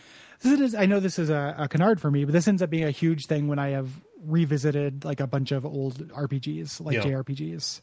Specifically, you know, when I think about the idea, like I still, you know, I've had some thirst in me for that. Like I've wanted to kind of revisit Final Fantasy IX, right? Yeah. And when I think about that, I think about how every time I play it, there's a part where you explore a cave, and I don't remember the context around it because the story after the first act of that game kind of becomes a little nonsensy. But there's like a cave you go explore that has the Eidolons in it, or the summoners, the Aeters. Yeah. And I think it's where you get Amarak, or right after you get Amarak. Oh, Amarith? Yeah. Amarith? Yeah. It's right before or after you get him. It's on the west side of the map. And I just remember it's a shitty dungeon. It's undermotivated. And every time I've played it, I would be like, feel this intense sense of like, go away, like get away. I'm being pushed away. This sucks. This is boring and stupid. The beginning of disc 3 in Final Fantasy IX is fucking dire. It's so, you know, so that kind of thing. Or I think about revisiting Final Fantasy VIII, right? And I just think about this feeling of exhaustion of being in this intense A storyline and then going to Laguna's fuck off palace of goofy dickheads, where it's like, oh, but I live in a pastoral village and everything's goofy and I'm kind of a comedy character, but I've never said anything even remotely funny in my entire life. Right, but I'm positioned as comedy. One of my friends doesn't speak. He just grunts. I have a grunting friend and then the one black person in the world who's like, this lithe, like alien creature. And like, just the idea of doing that sounds so exhausting to me. Like, oh, like go away, get away. Like it's like a sign of a haunted mine. Yeah. To me, thinking back to those parts, and they're just, it's that tedium and like, wait, I didn't bring this up out of nowhere. I was bringing it up to your point. Those are points where the story is no longer pulling me out long at all. Yeah. Final Fantasy 9 definitely gets to that point. Final Fantasy 8 definitely gets to that point where it's like, I don't care. Yeah. I don't care what happens next, to this stuff. You fucked up. Yep. It happened with Suikoden 2 when Luca Blight gets taken over by the thingy. Uh-huh. I'm like, I don't care anymore. And like, that's near the end of the game, but boy, it did a lot of work to like push me away. Haunted Mind, do not enter. You are no longer invested in this. This is dumb now. Yeah. Yeah. No, I agreed. like you hit those stretches where just kind of like, you're kind of stuck. You're not being pulled by any of the like you have stopped being propelled by the thing behind you. And it didn't propel you far enough, and it's not pulling hard enough to get you the next node to get you there. You're just you're stranded between two forces that are both inadequate. Replayed Bloodlines recently with a mod, and that also has that part. Yeah. When you get to Chinatown. Yeah. It's a little bit before that. It's like the sewers and like the mansion or whatever, the Giovanni. Oh yeah, mansion like happens in there, but yeah, it's like right around there, and it's like, oh yeah, like you guys ran out of time. Yeah, there's some cool things in Chinatown, but it's a really irritating location, and it just stops. Like that's the part. It really ties into that question about God of War earlier. Yeah, where it's like you stop having patience for things being put in front of you. Like you have to go get the doodad, you have to go do the thing. Yeah, and that's serious. It's real. Yeah, think about how much of your story and incident is deferring payoff and how much of it is delivering and then iterating and giving you new payoff after it. Yeah. Those are big things kind of mechanically and story wise. Yeah. They'll put me off. And then also, things in my life and too much time passing between when I put something down. Yeah. Boy, nothing will get me off of a game that I'm kind of ho-hum about than finding a game that I'm really excited about to play. That too. Yeah. Something new comes along. Yeah. It's amazing that games I was in the middle of survived Tony Hawk 2 in one landing. Yeah. Because like talk about the right game at the right time. Extinction event. Yeah. Yeah. Like absolute extinction event. Like just like, oh man, I got to play some more Dino Crisis 2, huh? Yeah. Okay. I've been working on this line though. Like I really got this line. I know I can. I know I can get all the way around this map. I've seen it happen. I can do it. I just saw a video of a guy get like a 2 million point combo, and I'm getting like 1 million points in my whole run sometimes. I'm getting 400,000 point combos and feeling pretty good. But whoa, I have a lot to learn. It'd be fun to learn it. I could listen to ska that I tolerate. Like that sounds good to me. I don't know that I have anything more to add about this. No, it's highly individual too. The other thing I wanted to speak to that's related to this is I felt really good about, I'm not trying to tell anybody how to be. I felt very good about myself when I gave up my I have to go down with the ship mentality. Yeah.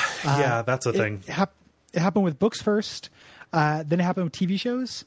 Then with games. It hasn't happened with movies yet. Like if I start a movie, I'll finish a movie because, they're not all Barry Lyndon. Like they're not all, Berlin Alexanderplatz. Yeah. But with those things, I eventually was like, I'm not enjoying this. I don't have to keep reading it. And that was an immense weight off my shoulders. Like, yeah, I could do other stuff instead. This feels great. The way that I conceptualize that, or just put it to words, is like understanding the difference between I have finished this and I am done with this. Yeah. Yeah. Yep. And the show complicates that, obviously. Like, I try to beat everything that we do for the show. Before we started doing this full time, that was not always the case. Right? Like, there's games that we did earlier in that I'm like, I didn't beat. And now it's incredibly rare that I don't see the ending of something on my own. But it does happen from time to time. And it's just, that's because vocation got mixed up in it, which is not a normal concern for most people. Right. You know, that's our own special weirdo jobs. Yeah. So, but good question.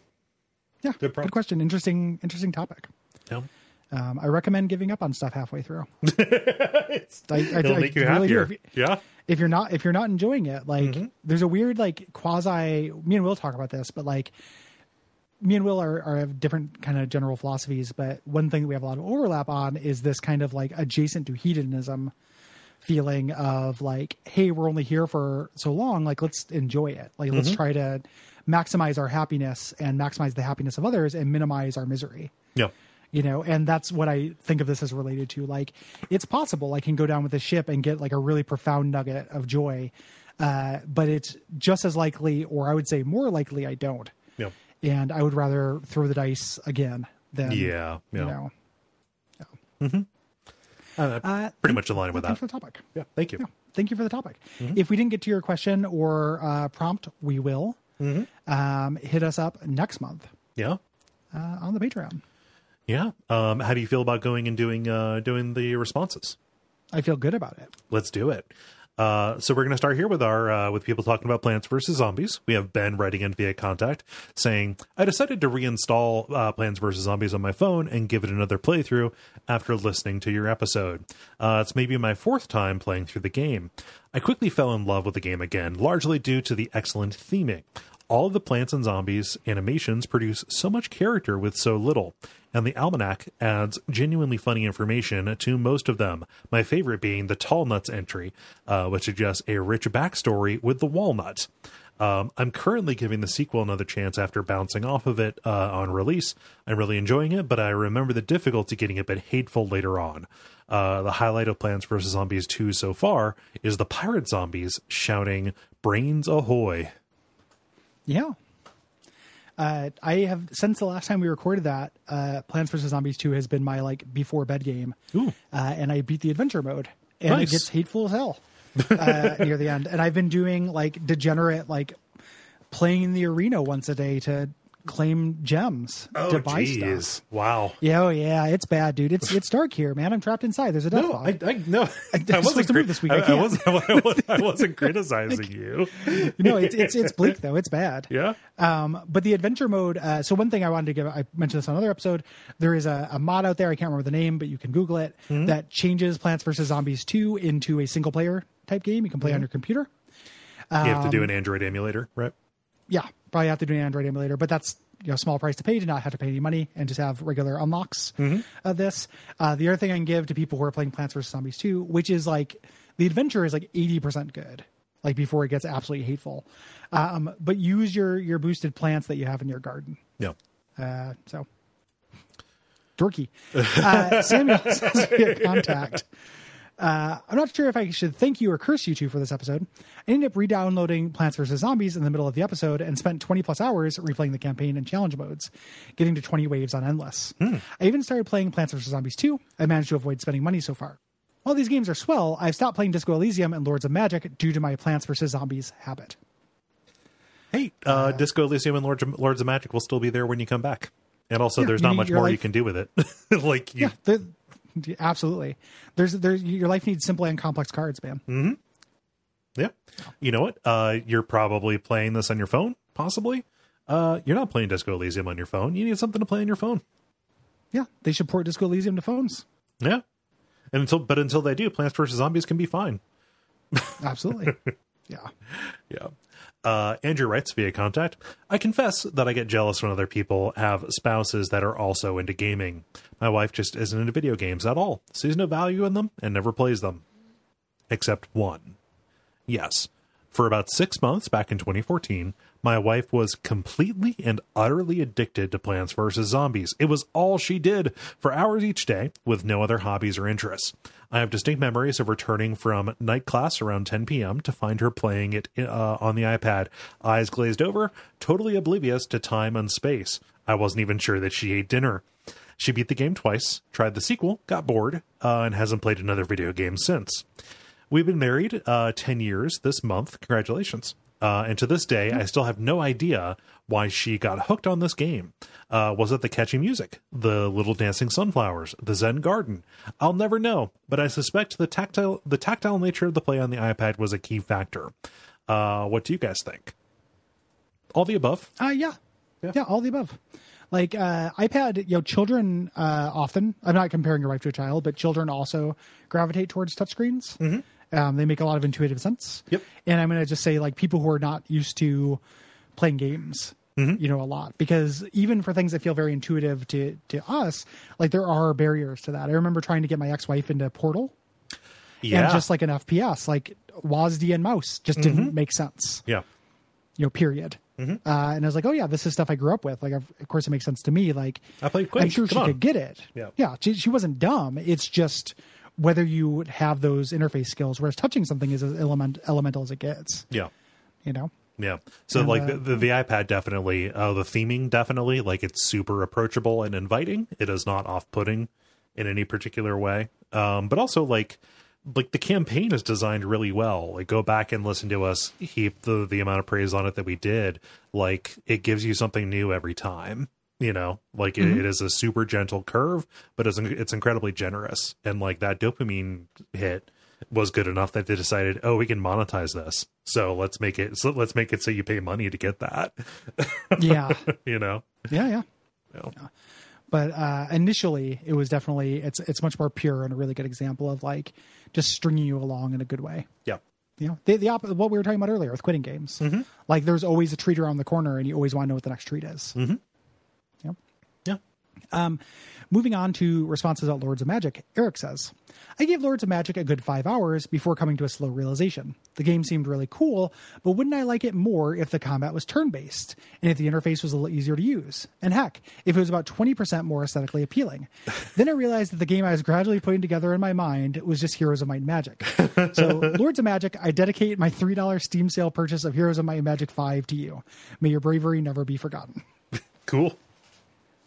Yeah, Heroes of Might and Magic is also very cool and good. Mm-hmm. They're different, and now we can kind of play whatever the best possible version of those things are. We kind of talked to that in the episode, but there is a lot of historical value, I think. Yeah, to some of those weird little diverticula. Yeah, agreed. Samuel writes via contact saying, wow, what a coincidence. When I was a kid, I used to watch an older, nerdy neighbor friend play Lords of Magic, thinking it was the coolest game in the world. While kid me always died playing it, I loved reading the manual and looking at the poster of the different factions' units. However, my neighbor moved a year or so afterwards, and I eventually forgot the game's name. A few years later, trying to re-find this game before having internet access, I was introduced to Baldur's Gate, and now I've been a DM for 20 years. And time to time, I think about the mystery CRPG that guided me into this hobby, but I never found it. While listening to the episode, I Googled Lords of Magic Manual, and sure enough, I saw the poster that took me down the path to RPG fandom. Thanks for helping me solve this minor mystery. That's awesome. I love that. I love the feeling of like, I have no idea of how to search to identify this thing that I know that I played. I know definitely existed. That feeling of unlocking it and realize, oh yeah, here we go. That it existed. I'm not crazy. That happened to me when we did Little Nemo. Like, I played and rented and liked Little Nemo, but I forgot what it was called. I never knew what it was called. I just knew it was the game with the keys. Yeah. Yep. The game of the keys. Mm-hmm. Back before the Something Awful guy became outed as a sex pest, there was a really good thread in that forum that was like, identify a game for me that was full of people doing this kind of thing. And I really liked it. Like, I love that. Even just vicariously, I like hearing about it. I also I relate because the idea of seeing like a poster for this kind of aesthetic when I would have been a kid would have, I had plastic jeweled daggers from medieval times. I kept on a throw pillow on a bookshelf. It was it was a poster that would have steered the direction of your life in a meaningful way. As opposed to the other posters that did, and I'm still in the same meaningful direction. I just got different posters, right. But like it's that kind of, it's funny because I saw some people really kind of badmouth the aesthetic of Lords of Magic, and it's like it is a primitive looking game, but it made me think about how like when people badmouth D&D as a thing, like D&D isn't so much a system as an aesthetic, and there's like an aesthetic, like this is a genre. Yeah. This kind of specific like clunky units and cavalry and like this kind of look of a CRPG is almost a genre in itself. A storytelling genre, not just like a video game play genre. Yeah. I can see being like dismissive of the way that it presents the stuff, because it's pretty primitive. It's really chunky, especially when you're in the unit combat, hyper zoomed in and stuff. But like what it's depicting is charming and is of that vein that you're talking about, that genre that, yes, that a lot of us have a weakness for. Yeah, absolutely. Yeah. Brett says via contact, hey guys, I really enjoy listening to the episodes you've done on odd or obscure games that I somehow stumbled on and loved when I was a kid, such as Nox and King of Dragon Pass. So I was ecstatic when I checked out the WOFF feed recently and saw your episode on Lords of Magic. Lords of Magic is wrapped in a thick blanket of nostalgia for me. I think I received it as a Christmas present when I was about 12 or 13, and I spent several years trying to wrap my head around this fun but frustrating game. It's a weird one to be sure, part of a genre that includes Heroes of Might and Magic 3, another old favorite, and Age of Wonders, in the Age of Wonders series, and originates in the 1994 game Master of Magic, which I highly recommend if you haven't checked out. It holds up extremely well. As a kid, it took me a long time to understand Lords of Magic's complex economy and get past its steep learning curve. It also didn't help that, as you noted in the episode, the game's RTS-style combat is horrible. I auto-calced my way through almost every battle because the experience of actually fighting those battles was so unpleasant. The thing I remember most fondly about Lords of Magic, which you also touched on, are the amazing possibilities for emergent narrative in the game. The lack of a set story means it's basically tailor-made for nerdy kids to imagine grand narratives for their little parties of heroes traveling across this huge hostile landscape. And listening to the episode brought a lot of these stories back. During my first victorious playthrough, for example, I was playing as Earth, and at some point decided I had what it took to take on Belkoth. I rallied my forces and threw them into a massive all-or-nothing invasion of the Deathland, leaving my home territory lightly defended. It wasn't long before marauding parties and enemy lords were rampaging through my emptied kingdom. While surveying the damage, I was shocked to find that a destroyed mushroom tower on an old frontier was still technically under my control, giving me a strong dose of poignant Fallen Empire feeling that I remember clearly to this day. In another game, I cleared out some ancient tower in the wilderness. The higher level dungeons in this game are absurdly difficult, and decided to post up a scout inside to monitor enemy movement in the area. I picked up the Chaos Scout, a black cat, from a nearby village, but I was so tickled by the idea of this cute kitty living alone in this tower in a desolate hinterland that I hired a couple more and ended up creating an entire parallel narrative about a tribe of cats trying to eke out an existence in these isolated ruins. I wonder if you guys have ever had that kind of strong imaginative relationship with particular games, and which ones. Thanks for a great, thoughtful episode on an old favorite. I don't know that I've ever done anything like at that level. Yeah. When I was young, I used to do a lot more of it. And now it's just like real life gets in the way. But that was the kind of thing I would do as a kid. A lot of times that wouldn't happen just naturally in games. Like it would happen in, I talked about Unlimited Adventures, the D&D thing, and I would like make my town and make little adventures about me and my friends going and doing stuff, but it took place in the Forgotten Realms in a dungeon. Right. And I had to use the sprites available and stuff. Like I would do things like that to make little stories. I would not, imagine what was going on necessarily on the screen. Yeah. There's an element of that in your Darkest Dungeon runs, naming characters, and they have stories that pop up. Yeah. Yeah. Like micro stories. Just kind of like, oh, this guy's, can't catch a break. That kind of thing. Yep. So, yeah, that's a great thing about like games that have any kind of degree of randomness to them. Yeah. The mind can impose order. Yeah. Moving on to God of War responses. We have Sam, who writes in via contact saying, I really bounced off of God of Boy when I first tried it. I wanted a challenge, so I tried hard mode. I really thought it was one of the worst AAA titles I had ever played and thought all positive opinion must have been pure hype or pure nostalgia. A year later, a friend persuaded me to try it again. This time, wanting it over with, I played it on a lower difficulty. I played all the way through with my dad, who recently passed away, so I admit that I teared up a couple of times during the episode. Sorry for your loss. And I loved the experience. What I realized was they didn't make a hard mode. They made a long mode. Basically, your common enemy took several minutes of mindless hacking and dodging to kill. It might even out later, but the beginning was unforgivably boring. This made me appreciate the difficulty of some From games that usually feels distinct from this, except for later into the series when they forgot how to make good bosses. Did you guys try harder modes and experience this? Great episode. For once, I actually agreed with Gary on his opinion about a game, but I always love hearing from both of you guys. Welcome. Welcome. Now you agree with everything Gary ever says. Yeah. Welcome. That's the way it works. You can eat oatmeal raw. I'm going to steal they don't have a hard mode. They have a long mode. That is a really very good observation. Very well put. That happens a lot with games. I think that's really well done. I did not fuck around with hard mode. Personally, I have absorbed a lot of criticism and like videos and stuff of this through osmosis that was done on hard mode and related to hard mode. So familiar with it a little bit, but once I finished this, I was not like, I got to play that on a harder mode. And when I played it again, I was not like, hey, I want to try something different. I just kind of, wanted to get through it. And it's probably my last time through it. Like this did not have tons of replay value for me, which is what playing on a harder mode tends to be for me. Yeah. Like more involved or crunchier combat is not what I wanted out of this. Like that was that did not contribute to anything that I, especially liked about being here, although the combat's good, Yeah. What does this is me. Yes. Joey says, hello.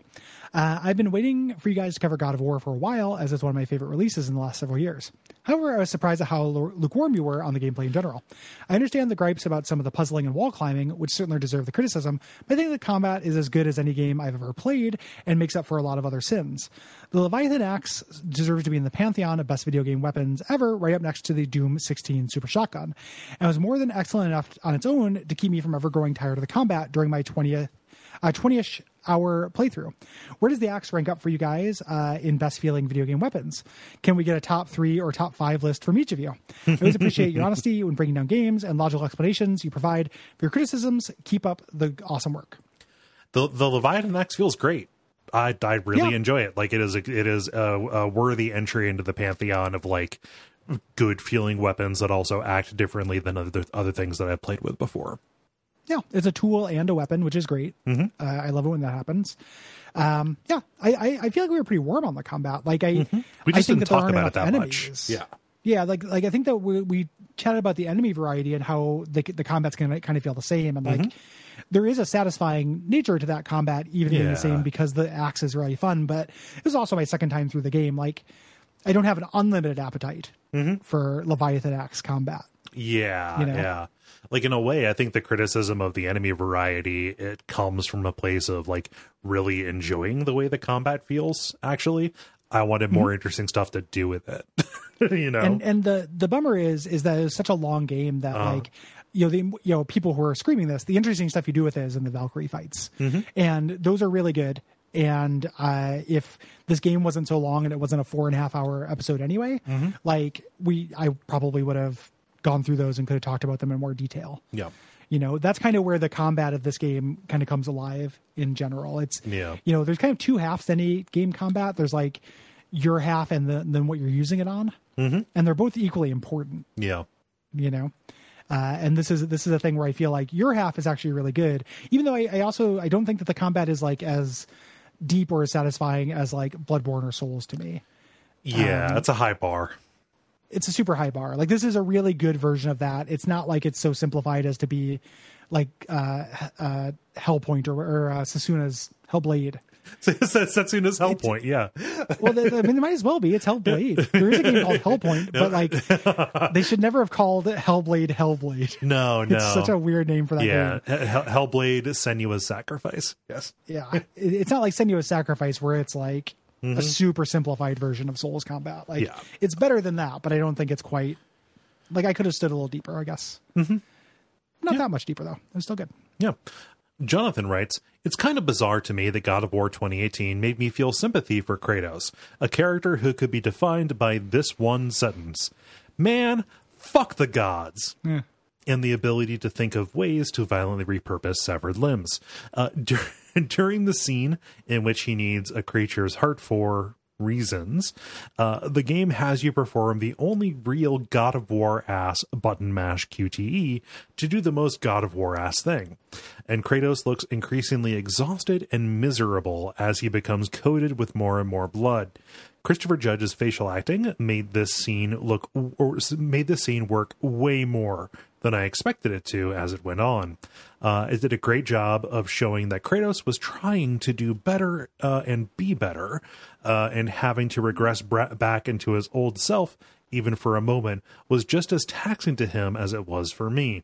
Does this make up for Kratos' old behavior? Hell no. But it did work on me, and it surprised me in a lot of ways. Yeah, it's a great moment. And this new Kratos is undeniably more interesting than like, sociopath Kratos. Yeah. Like, yeah, like he's been through it. He knows, and he's trying to stop it. Yeah. He is in a lot of ways powerless to stop other people from being other Kratoses. Yeah, you get over your Kratos phase. Yeah, like he read Fight Club. Like he loved the movie. Yeah. You get over that. Though. There's a time and place for that. You sell your motorcycle? Yeah. Yeah. You take your Twisted Metal games to GameStop. It's a serial killer cloud. That's Sweet Tooth. He's a serial killer cloud. Eric says via contact, "I don't mind dad games. It's a fine enough subject. I have a dad. I am friends with dads. I respect dads as an essential part of the ecosystem. Yay. What I am weary of, though, is playing as fathers who initially don't like their kids. Maybe it's just that I played both God of War and The Last of Us for the first time last year, but I'm a little annoyed that the default version of video game fatherhood seems to be grizzled loner who eventually warms to their young ward. Even though I ended up generally liking the narrative of God of War and pretty much loving it as a capital V, capital G video game, dealing with Kratos' terse monosyllabic responses made the early story portions a real slog. Thank God for Mimir. Besides being an incredible character, I was just so relieved that Atreus finally had someone to talk to besides a beefy bearded brick wall. Yeah, like Kratos had 10 years to like accept that this kid was going to rely on him for stuff. Yeah. Like I think that this is a very good observation. Like there is, there can be reluctance to like, I don't know if I'm ready for, to have this person rely on me, right? But it's weird that is what is always not what is often depicted when this is brought up. It's a little bit more defensible, I think, in God of War than in Last of Us, because in God of War they're dealing with an established Kratos. Yeah. Whereas The Last of Us, they just created a grizzled guy. Yeah. Whole cloth. But part of that, like I'm sympathetic to this response, but part of it is that like characters go through arcs, right? Like if you don't want, the character has to change if the game is going to be about that dad character. So like, you don't want him to end resenting his kid. I would like that game. I would think that I think that'd be very funny. So sometimes you realize that your kid's a piece of shit. You gotta cut line. Gotta cut bait. What if you were right the entire time? Yeah. I think that's really funny. But the reason why they're starting them in this really harsh place is to contrast with where they end up. Yeah. And to have that have impact. And in a general sense, I think that's successful. Like I can understand being sick of that type of story, but I think that type of story is sound from like a story equation perspective. Yeah. It makes sense for you to be, dismissive of your kid because eventually the story is about you growing to love your kid. Yeah. And if you love your kid from the beginning and then there's no story in you growing to love your kid. Yeah. Then there's not a character arc in addition. And these are both meant to be stories about the father's character arcs. Yeah. You know? And The Witcher 3 did it best because you know, that is not a game where like the only movement is fuck this kid, and then I can't live without this kid. The movement is, you know, have you succeeded in helping your kid be their own person. Like that is that is nuance, and it is, you know, not just like a monodirectional from sad face to happy face, you know.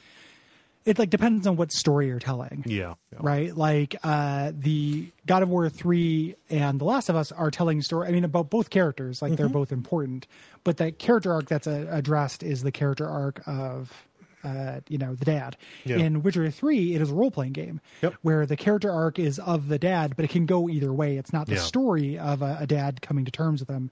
It's an open-ended question of what the dad does. Yes. And I also think that's superior. I just think that it's not inherently flawed to have a story. Yeah. Yeah, it's not the only thing that can be done. Mm-hmm. You know. Yeah. Let's see here. Patches writes via contact. Thank you for the episode, and I'm glad that you cover this game. I'm going to try to keep this short because I've got two things to share. One, I'm really glad that you called out the wine drinking moment. It really stood out to me as a quintessentially dad moment that felt in line with Kratos' character and the kind of bonding that he might try to have with Atreus. Good stuff. Two, you didn't talk about the combat over much, but I wanted to share a feeling that I had. I felt starting out that Kratos' vocabulary for handling groups was limited. In a Souls-like situation where he could pull, control, and fight a few guys, he did very well. But four or more, attacked on both sides by powerful foes, he struggled some. This frustration melted away when the Blades of Chaos arrived. For me, this moment felt like a good mechanical upgrade to go along with the story beat of reclaiming his old power. Many times, games make you weak on purpose for, quote, progression reasons. See every Metroid. But rarely do they make the empowerment feel as integrated with the story as the Blades felt for me here. Yeah, I can see that. Yeah. Yeah, I can definitely see it. I felt like there's a weird thing where the Blades, I think, were meant definitely for crowd control, but I also feel like most of the enemies after that first battle that you fight are too hearty for that. Like, it didn't, you're kind of controlling them, but then you're just kind of holding them at bay and hitting them and stunlocking them for a long time. And that combat was just never that fun for me. Yeah.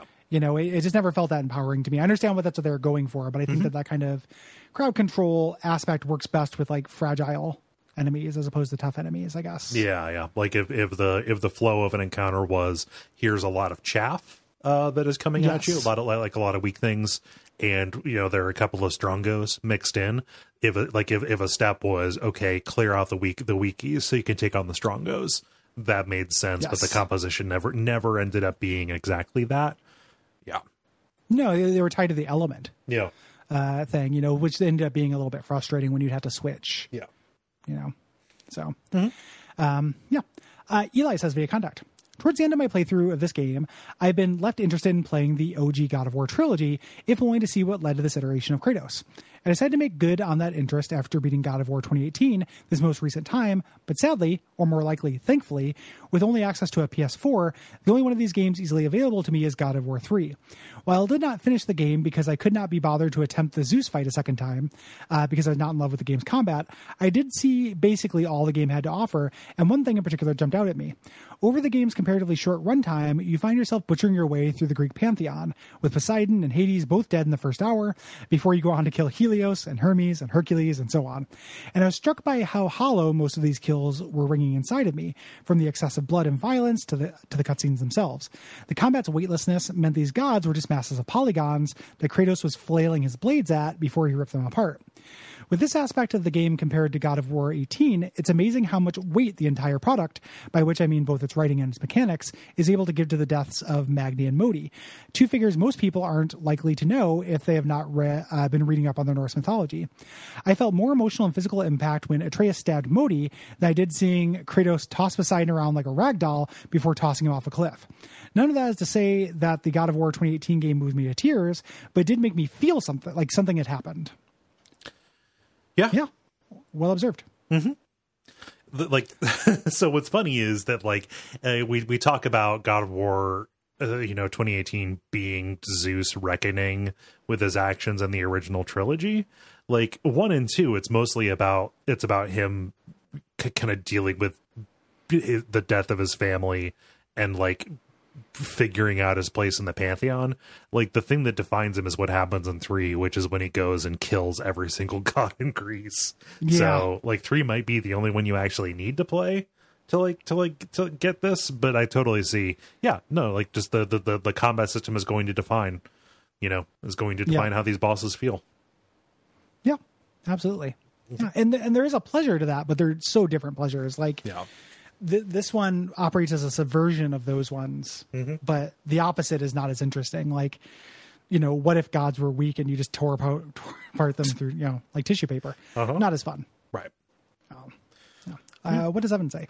Evan says, the music of God of War is a shining example of class in video game composition. Composer Bear McCreary utilizes excellently crafted themes for his characters. Kratos' theme, that features male chorus and French horns, both captures his strength and his anguish.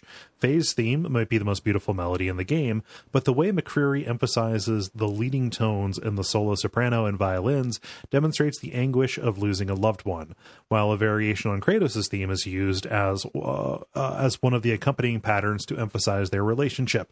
Kratos' theme and the theme of the Giants also tie to Faye's theme by being the only other compositions to feature voice, either solo or chorus.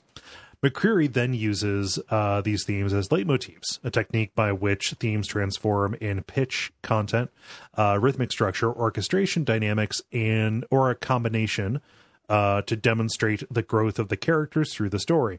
For example, on Kratos' journey to recover the Blades of Chaos, his theme is passed around various wind instruments in the orchestra with slight chromatic variation, which hints at Kratos' uneasiness with his current goal.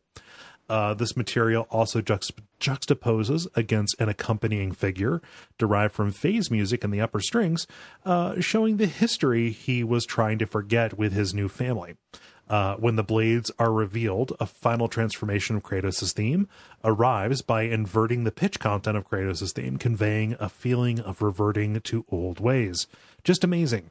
McCreary demonstrates masterful work by an excellent composer that stands out among video game music, even other AAA titles.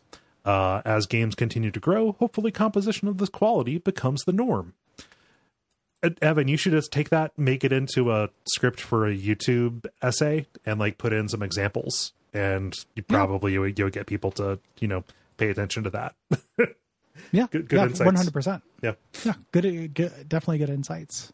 So, yeah, it is good. Yeah, I don't have a lot to add to that. No, but well put. Yes. Alexander says via contact. For me, every single prestige game seems to have the same problem and consequently the same lack of appeal to me. The Last of Us, Red Dead 2, even Spider-Man, and of course God of War, the characteristic experience of all these games is a stark contrast between wanting to deliver a heavily authored and realistic cinematic experience and having extremely antiquated and clunky gameplay mechanics. Once the initial shine of God of War wore off for me, what was left was a complete chore. Right from the get-go, I find the control was constantly being ripped out of my hands to show me cutscenes of fights, which looked a lot more interesting than what I ended up being able to do in-game. The game wants to feel open world by offering a token gesture amount of non-linearity, but makes the process of traversing the world and backtracking painfully boring, with a system of fast travel, with a terrible system of fast travel, and every road off the beaten track essentially being a dead end. By the end, the battles felt incredibly samey, as you're constantly fighting the same faceless dudes, and the crafting system and upgrade paths felt bland. It's a real shame to me that they took such a rich mythology and derived such an uninspired enemy designs from it. It makes me feel like the only reason for the Norse setting was to give Kratos an annoyingly trimmed Whole Foods-ass beard. Brutal. Some of the characters and creatures you got to see as scenery in the game are breathtaking. Let me fight a fucking house turtle or a colossal snake, for God's sakes, instead of a stone golem for the billionth time. Props to the developer for bringing the characters a bit up to date, but this game felt like a massive step backwards in terms of playability for the series, and only really left me with newfound distrust for game journalist hype. Yeah, I don't agree. Like, I don't think those old games with the big set piece, like monster things, are that cool. Yeah. Like, I don't really prefer those. I don't think mechanically. No. Like spectacle wise, yes. But I don't think they're more fun to play. I think that the way that they tend to do those is like set pieces and, arm this ballista 3 times, to shoot into this giant, like that kind of thing, which I find, I don't like very much. I find really gamey and artificial personally. Not to like fight my Pokemon or anything, like, cause I had a lot of problems with God of War, but just in a general sense, like I don't prefer fighting the giant turtle or the giant snake in video games. Yeah. And I can see what Alexander's talking about, because we talked about the problems with the enemy variety, right? Even here in this, it just, they've got good stuff to pull from, and we end up fighting just like really samey, kind of dead looking people most of the time. That's a real problem. And that can definitely, I think, it feel like it is a concurrent problem with the lack of spectacle when it's actually not. Like those two things don't have to go together. Yeah. Yeah. I also, for me, I think the Spider-Man combat is really good. Yeah. For what that's worth. Like out of those, I haven't played Red Dead 2. I also think The Last of Us has some kind of like limp combat as well. There's an element of like trying to do a grounded story. I mean, it really depends on what you define as good combat for some of this stuff. Yeah. Yeah. Because if like the kind of slow, weighty combat that this game is doing is bad to you, they're not going to have like gigantic, like Devil May Cry combat with this story. Yeah. It would just be weird. Like, I think that there's like an alignment there, and it's definitely cool to dislike one aspect of that or another. That makes tons of sense to me, but I don't feel like it's out of agreement with itself, I guess. If that makes sense. Like, I think for what this was trying to do, it basically did it.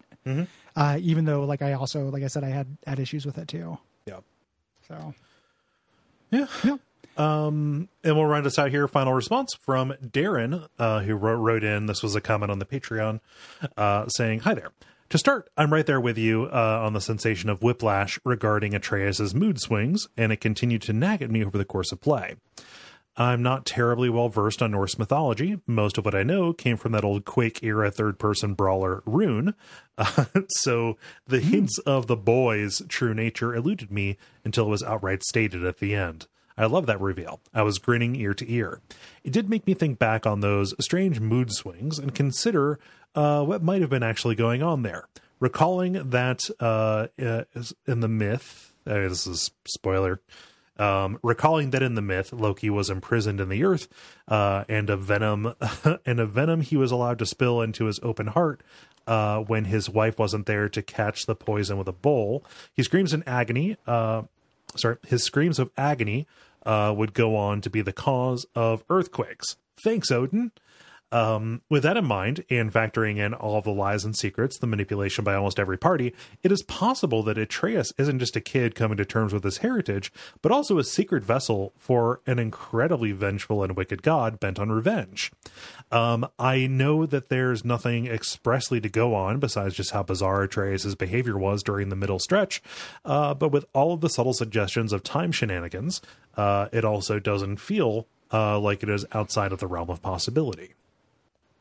Yeah, so the idea being that maybe his kind of flip-flopping there in the middle was, presaging him breaking bad. Yeah. Actual Loki did. I have some time for the idea that Loki might end up being an antagonist. Yeah. I can see them pulling that off. I really don't know what they'll do, and I think that, like, the games play really fast and loose with all the lore. They've already, like, broken the Ragnarok lore. Yeah. So they'll basically do what they want to do. Yeah, I think they're going to do whatever. I mean, right now it seems like they're going to do whatever feels like it makes the most sense for Kratos' journey. I don't know if we've not reached the point where the torch handoff has been made. So yeah. Yep. So we'll see. We're all just kind of waiting. Yep. I'll be curious. Yeah, definitely curious. So thanks everybody for responding. If you have things to say about October's games, hit us up by October 15th. Those games are Dino Crisis 2, Soma, Resident Evil 5, or Doom 3. It's our premium episode for the month. Yep. And if you have thoughts about November's game, you can write them in by November the 15th. Gary, are we ready to announce November's games? Okay. We sure are. Starting in November, we will be covering No One Lives Forever. Mm-hmm. That's right. Yeah. You have to Google it. But it's a Patreon request. It's something we've wanted to do for a long time. It is an interesting FPS. It is an FPS heavy couple of weeks, actually. Yes. With Doom 3 right before that. Mm-hmm. Then we're going to be doing another pick from David, who chose Lords of Magic. Yeah. So we're doing Uncharted Waters 2. Yes. I was worried that we would, so the way that we said it, people would hear Uncharted and think we were doing those. No, this is Uncharted Waters. This is a Super Nintendo like pirate simulator kind of game. Yes. Looks super interesting. Like there are different characters that you can play as who have like different goals in the world. There's like merchants, there are like different soldiers and stuff. I'm curious about this. It seems really cool. Yeah. It's going to be interesting regardless. And then finally, our premium episode for November is Marathon 2. Mm-hmm. Durandal. Yes. Durandal, baby. The Bungie series they did, one of the series they did before Halo. Mm-hmm. A groundbreaking FPS series, but for Mac kids. Yeah. So I'm curious about that. It's been a while since we've done a 2.5D game like this. I have looked at the list of mission names, and it is very much like a mid to late 90s first-person shooter mission list with lots of goofy level names and stuff. Yeah, I'm curious. Mm-hmm. I'm very excited. The idea behind that series is supposed to have like really excellent lore, like all of the terminals and flavor text and stuff is supposed to be very good in a way that kind of presages Half-Life in terms of like an emphasis on story. Yeah. In a Doom clone. And it's a big blind spot in my gaming history. So it's something I've always wanted to address. Yeah. So really excited. And then after that, we're doing our Western RPG for the year. One big game with its DLCs and stuff. And that'll be the entire month. Yes. So the DLCs will be the premium episode for that. Everyone will get the main episode. Yeah. I think that's about it. That's about all I got. Yeah, I've been recording for a while. Hit us up on patreon.com/Duckfeed.tv if you would like to sponsor an episode or get extra episodes or support your boys. We appreciate it. That's also where we post questions for our dispatch episodes. Yep. And you can also leave us a rating or review on Apple Podcast. Yeah, and thank you to everybody who has done all of those things. Yeah, we appreciate you. Stay safe and don't breathe the bad air. Please don't. Umbasa. Umbasa.